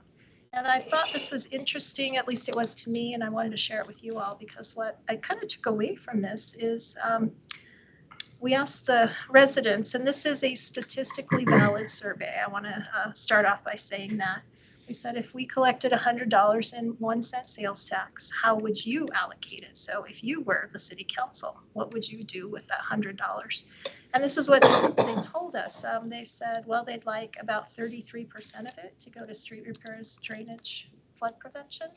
They'd like 19 $50.19 of that 100 to go to Parks, Recreation, Culture. Public safety was slightly higher. They were allocated $22.16. And then our two smallest categories were community and transit. So note that isn't community transit, it's community and transit with $11.13. And then facilities, cybersecurity, and technology was allocated 14.41%. So this was interesting. We got it last week. I looked at it with the budget as proposed in mind, because that was at the top of my mind. And I really feel like largely this is affirming of how the city has been spending and allocating resources, particularly from the penny taxes. So what we know is, of course, the 5th cent, along with the property tax, will be on the ballot in November. The voters will be asked to renew that tax and continue it after December 31st for another 4-year period. And as I mentioned earlier, my hope is to have in front of you guys a resolution maybe in mid to late July or early August, where we can identify what the general purposes and uses of this general purpose penny will be, so that we can start letting the voters know that this survey data was collected for your benefit to in part inform you what the preferences of residents were. And there is other data and results in the survey, but this was the one that seemed most pointed toward tonight's conversation, and also as we look to the future and what the 5th cent will look like. So those are things that we'll see happening in the next 6 months. They partially affect the next fiscal year, but will certainly have big effect for fiscal 28 based on the decisions of the voters. And with that, I guess I invite your questions, your thoughts, considerations. So how many citizens responded to the survey? Counselor, I don't know off the top of my head that this was conducted. You can see the source at the bottom there by ETC. It is a statistically relevant survey. So regardless of how many responses were received, they did assure us that the methodology they used was a representative sample of the community. But we have that data and can certainly share it with you. Last time around, it was a little over 700. So I imagine close. Probably about the same. Could you respond multiple times? Well, these days, any good survey researcher adjusts for all that. So they make sure that people can't stack the ballot box, so to speak, right? And if they're submitting the surveys online, using online means, that they use measurements in the back and internet addresses to try to normalize that data to make sure that it's not overpopulating certain perspectives because people submitted multiple times.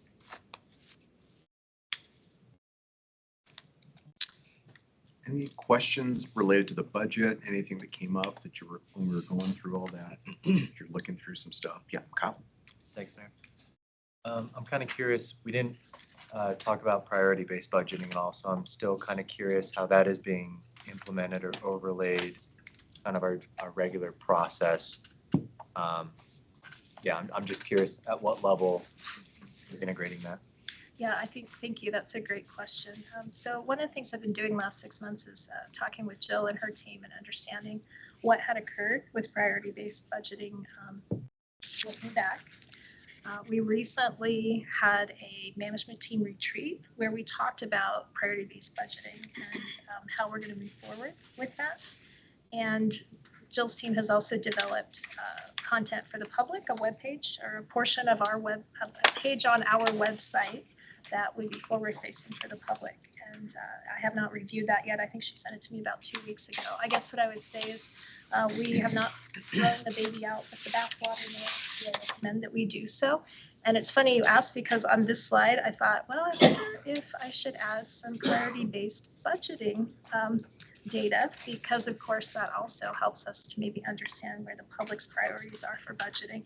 and I just did not do that. So I guess what I would say, long-winded answer, but we're working through it. I think we'll have some public-facing information soon. I wanted to feel comfortable with that and know that we have a plan for how we're going to use that going forward, and it's going to be meaningful for the public. And I also will say, I think there's a point where we need to come back to this body, because I know you guys did a lot of work on that as well. So it's not gone away. It's just being worked through.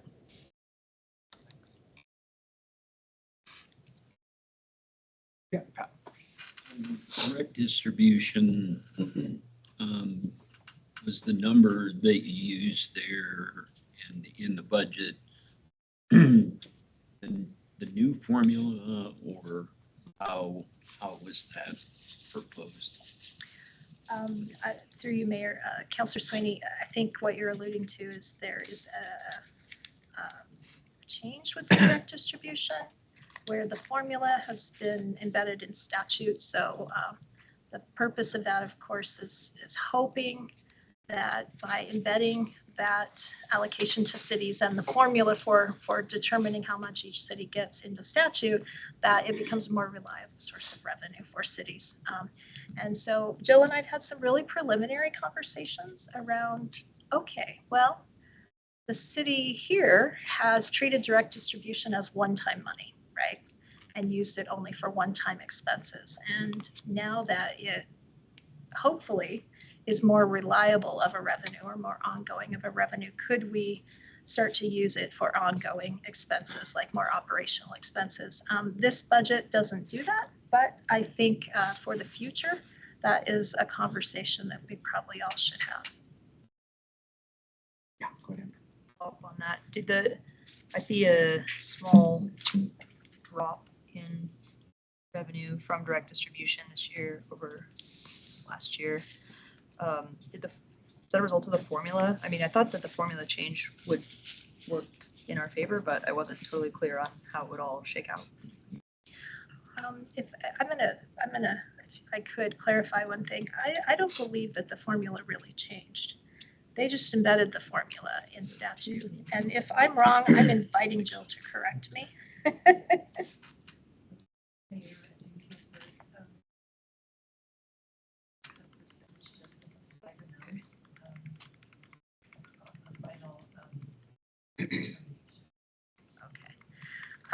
So to that point, going back to this slide, because this slide is part of that formula is a pretty complex little beast. But Jill and I were just talking about this slide because you see the variability where some, take for instance Albany County, just because they're at the top, their percent change as compared to our 2.6% in Natrona County lower.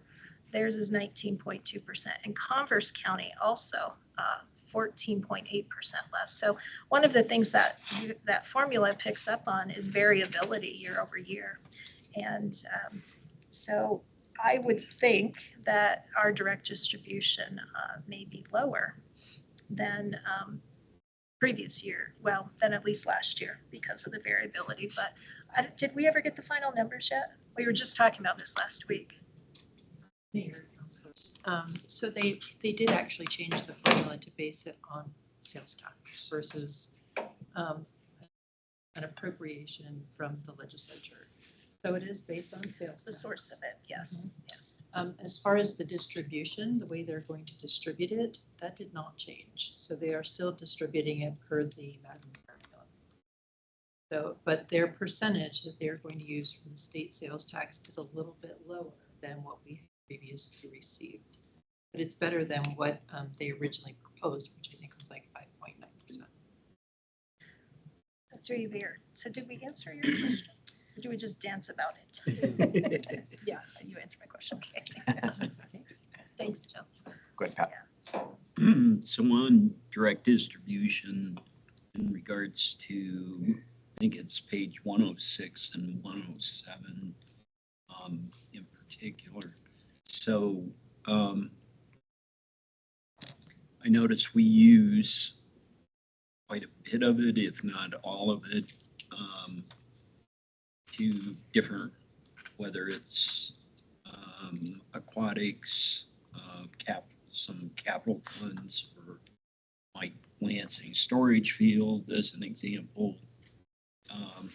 River Fund, I thought was not much, 10,000. So how were those, evaluated and figured out that that's where it should go? One in particular was a couple for Hall of Justice, one on the elevators on page 107, and then the maintenance, Hall of Justice, 50,000. I just wondered, is that where we usually budget those amounts, or is out of direct distribution or other funds? Yes, yes, yes. So your recreation subsidies, you might recall we talked about that with the legislators, that is in part recreation subsidies from direct distribution, and the Hall of Justice expenses apparently have always historically been budgeted from direct. That has not changed. Yeah.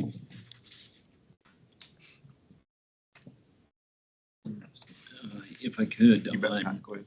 on the 5th cent, hopefully the voters will see the value in 5th cent again. Number 18. So when does that, I think I saw on one slide that 17 ends at the end of December. And so when does the collection start for 18? January? That is a great question. I believe if they renew it, it'll just be, the first day would be January 1st. There's no gap. Yes, yes. Okay.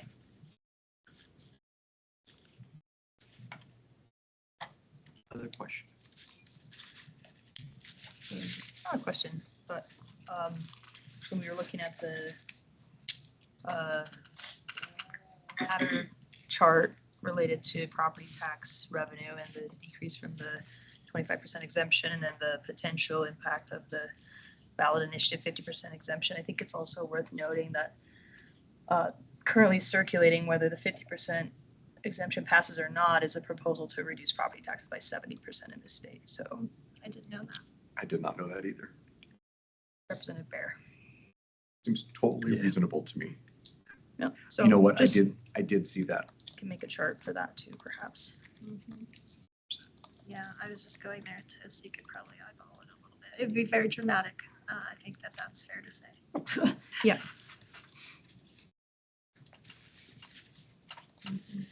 Do you, Go ahead. You know this better than I do. I was just gonna, I was like, can I ask a question? I Yeah, thought- just go. You're the Do you expert. know if the proposal proposes any replacement revenue to replace what would go away? Well, I'm not so sure that it's that fleshed out. And No. it was robbing from reserves to Oh, replace it until the reserves were gone. Oh, wow, okay, Also dramatic. very dramatic, yeah. Let's shift for this.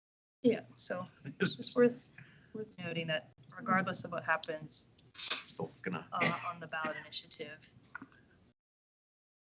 try. it's still out, in the additional exemptions.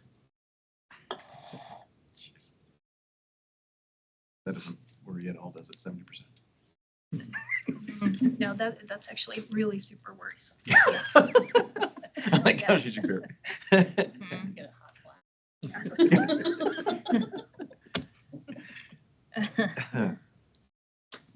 Other questions? So your projections were based on the 50%, just residential 50%, because my understanding is the 25% goes away, 50% is enacted. Yes, and I did run that projection myself. These folks did. Is exactly what's shown there, down to potentially 3.8 million. Again, remember, these are estimates, but we estimate we'd be down to total property tax annually about $3.8 million, which is much different than what you see from 25, which was, no, 6 million, 6.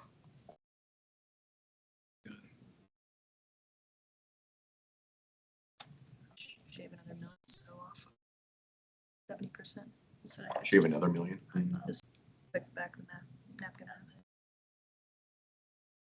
I think it's statewide 635 million. With a cut, 600 million. On the 50% on residential. So Yeah. if I remember right. But so if I Yeah. could, one of your last slides talked about 27 and beyond. So I know it's too early to start thinking about it, but other communities have expressed interest in a countywide 6 cent, which would be in 28. When do you think we would start talking about that? January 27 or? I don't think January is unreasonable. If you just want my opinion off the cuff, I would certainly wait until we see what falls out of November and where we are there. But yeah, I don't see any reason why starting in January would be unreasonable if people are interested in exploring that. And I assume, Councillor Sweeney, you mean all of our surrounding sister cities interested in the municipal 6 penny? Or are you talking about the county, So- traditional countywide specific purpose Traditional tax? Okay, countywide, okay. 'cause I know in particular, Evansville's extremely interested. And I would guess that Midwest and Edgerton would be good with it. Bar none's gonna have some things come up with their new police, for future. But I really haven't talked to Mills about it, but I would think she's got, could be used for both Evansville's got different needs besides their water system, but Mills probably could use some help with their water system.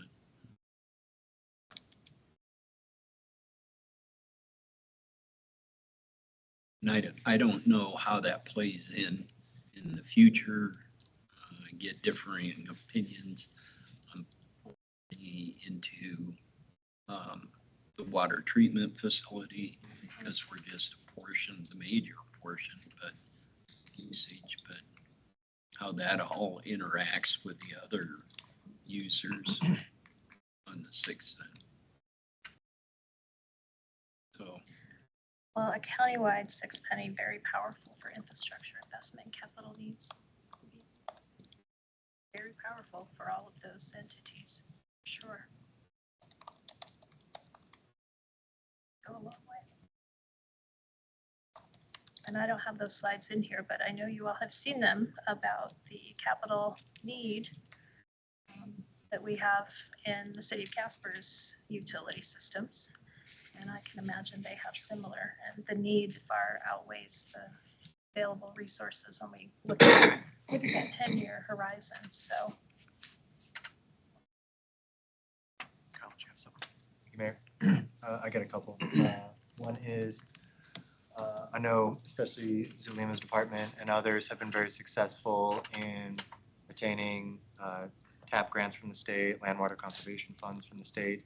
I know a lot of those, their origins are federal dollars, and so as we've seen our loss of a couple programs like the Branch Across America one, and I think there's 1 or 2 others, do we see, TAP grants we've relied on incredibly. I don't think we've built a single pathway without a TAP grant since I've been on council. Land Water Conservation Fund, outdoor Wyoming Outdoor Recreation Funds. Are there any risks on the horizon to those federal dollars drying up? And should we expect to be doing less projects over the next coming years, I guess?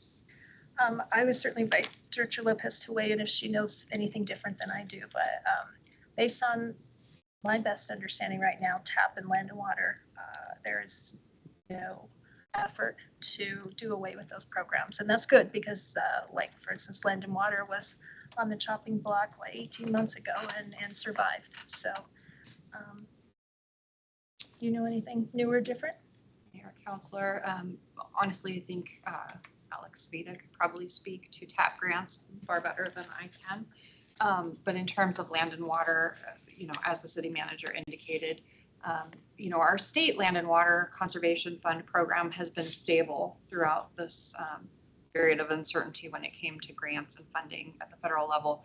However, the Land and Water Conservation Fund Legacy Partnership Program was actually put on hold. And we've just recently gotten notice that that program is coming back and will be pretty well funded. Certainly what we've seen across the board is that the administration has changed some of the priorities and objectives of some of this funding, to better align with their administrative priorities, but they're not cutting programs altogether. So I personally have no concern that those sources of funding that we have been quite successful in obtaining are going to dry up. And in fact, I'm pretty excited to hear that the Legacy Partnership Program will be coming back and do intend to apply for funds through that program for some of the bigger park improvement projects that we have on the horizon. And so I guess that's where I'm at. And then in terms of outdoor recreation, of course, the Outdoor Rec and Tourism Trust Fund is a priority of the state, it appears. They are well funded and will continue to add to that funding trust over time. Unfortunately, we did already learn that we were not successful in the applications that we submitted this year. However, I do see that being a source of potential funding for us into the future for outdoor rec projects. So our intention to ask.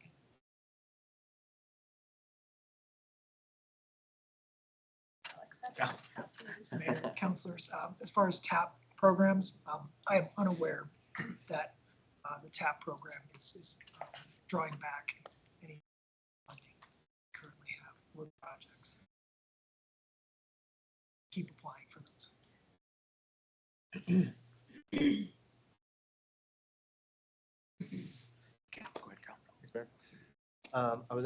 I have one question for Michael. So that Michael looks so good tonight. You might as well give you at least one opportunity.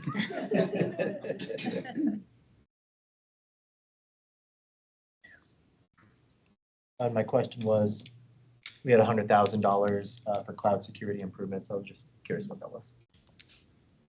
The $100,000, Mayor, Council, or the $100,000 for the cloud security improvements, the capital project being funded from 117, I believe you're referring to, right? Yep. That is with respect to, we are currently using Microsoft Office 365 is our main portal for Word documents, Excel, email, our SharePoint intranet portal, and security around all those pieces. And more services are moving to the cloud. We're moving from data center locally stored services to cloud-based services more and more. And that's just the way the industry is working.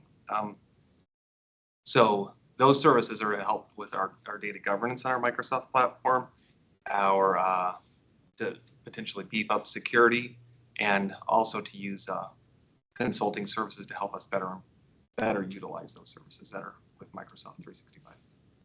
Thank you. Okay, thank you. Appreciate it, Michael. Thank you for not asking me that question. Any others? You've got more, Pat, I can tell. Do have a little bit of time left if anybody has any. Yep, go ahead. It would have been better for me to had Pat asked a question first, but can can we talk about weed and pest for a minute? I don't know the exact number, but it looked like there was relatively significant reduction. I know that came up quite a bit when we were talking about property tax exemption and how funding for weed and pest generally would be impacted. Can you talk about our current budget outlook for weed and pest and what implications that has? If you don't mind, Mayor, I'd like to ask Selena to break this out a little Sorry. bit. And I think what I believe you're alluding to, of course, is some of the reductions that were made in the current fiscal year, whether those are really continuing or not in fiscal 27, which was a point of conversation for us throughout our budget conversation. So. Okay, so I apologize that I don't have my laptop in front of me, and well, I have it, but I think I'm going to speak more generally, Councilor Pollock. Yes. Mayor, if I may, so one thing, thanks to the support of our Parks Manager, Randy, Katie Halleck, who is the supervisor of Weed and Pest, and of course our finance team, I think our Weed and Pest Fund is in a very healthy position, and we've intentionally monitored our spending. That fund does cover operational expenses for weed and pest as well as capital expenses for weed and pest. And so we're very mindful of that, especially going into, some of the challenges and uncertainties of last year. So I think the fund is healthy. We have, made some reductions, particularly on the capital side, but some of that is just that we made some large capital expenditures over the last few years, particularly in equipment that we need to perform the functions of weed and pest. And so now with newer equipment, we're not having to replace expensive pieces of equipment, which is probably the primary reduction that you're seeing. Historically, our staffing levels in weed and pest have kind of fluctuated a little bit. We share a lot of weed and pest employees with parks and urban forestry in particular. And so some of those positions are funded by the general fund within the parks org, and then some of them are partially funded by weed and pest. And so being mindful of trying to maintain adequate staffing to perform weed and pest functions while not overstaffing. I can't say the county would like us to have more staff when it comes to weed and pest. That's something that we've just been pretty conservative with in terms of personnel. And so hopefully that answers your question, but we are maintaining the same level of service for weed and pest that we have historically had. And in fact, just pretty recently updated and solidified some contracts with the Wyoming Department of Transportation for some maintenance that we do on the I-25 corridor and things like that they pay us for, they reimburse us for. And so, but right now I'm feeling pretty good about the health of the fund and the services that we're providing. And we may obviously look at some changes into the future, but for this fiscal year, I'm feeling pretty good about it. Thanks.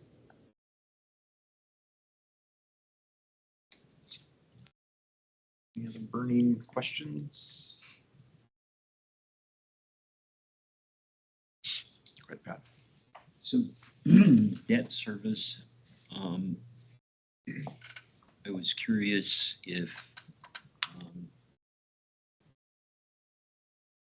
lease arrangement on the Casper, no, the new cop shop. So if that is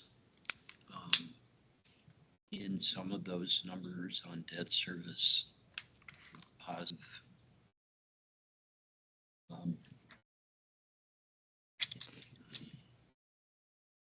Looking at page 71, but just wondering if everything is indicating debt service around, if I'm reading this right, 922,206. Mayor, Councilor, we are preparing debt issuance, those certificates of participation. I addressed that a little bit in the transmittal letter. I don't have that page right in front of me, but yes, the plan that we have had all along will continue. For you.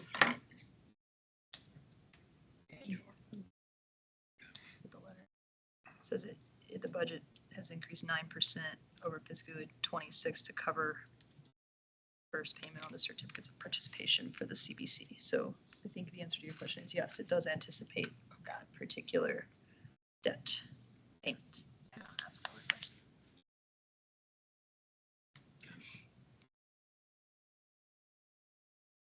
Others? Going to try to allocate about 3 hours for the budget based upon the agenda. And then we do have an executive.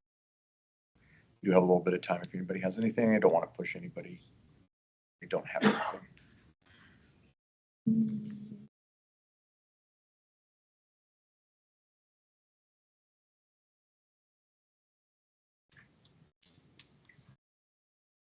Good, Amber. Pat, feel good? No, I'm going around the table, just not checking with you, Pat. Matt, you're good. Good. For everybody. Right? You just spoiled the whole evening. Would encourage though, too, like I said at the beginning of the meeting, specific, really want to get into real depth, reach out to Janine and she'd be able to sit down with you and also get that more entailed type of stuff. Because and how I kind of want to end this meeting is I want to just take a moment. I know that this is not an easy task for the staff. I know you guys put a lot of time, effort, energy, and staff time to put this budget together. I don't think it goes unrecognized by this council, including myself, that this work is very, very hard. And we can just get that little snippet of the work that you guys do, and probably takes you over. I mean, you start planning a year in advance anyway. When you start doing that, would you agree with that, Janine? I think most municipalities are budgeting kind of all year and doing that kind of work all year. Yeah. So I just want to recognize the staff and the work and Janine being able to put that together. So thank you all. You got some burritos.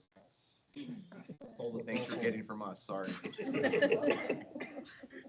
Hopefully Tommy will put that in there. We gave the staff burritos. Make a note of And there Good. Sounds good. How much did we pay for them? Donated, Jenna. Donated, they were donated. I don't know if they were. All right. Thank you, everyone. We do have an exec tonight, so let's go ahead and do our special meeting. I now call the March 26, 2026 special council meeting to order. Please note that council Paul's gone, right? Yeah, he's gone. Chair to entertain a motion to by minute action to excuse the absence of Councilor Bond. So moved. Second. Moved by Pollock, seconded by Haskins. Any abstentions or nay votes? All voting aye, say aye. Aye.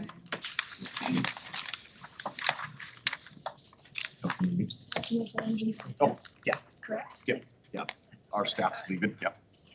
Notice of an executive session to take place at this date and during this meeting was given. We have matters to discuss regarding personnel. Therefore, the chair would entertain a motion to adjourn into an executive session, and at the conclusion of the executive session to reconvene the special meeting solely for the purposes of adjournment of the special meeting. So moved. Second. McIntosh, Pollock. There are a majority of members present, and a motion to adjourn into an executive session has been moved and seconded. This motion requires 2/3 majority of the council present. All voting aye. Aye. A greater than 2/3 majority of the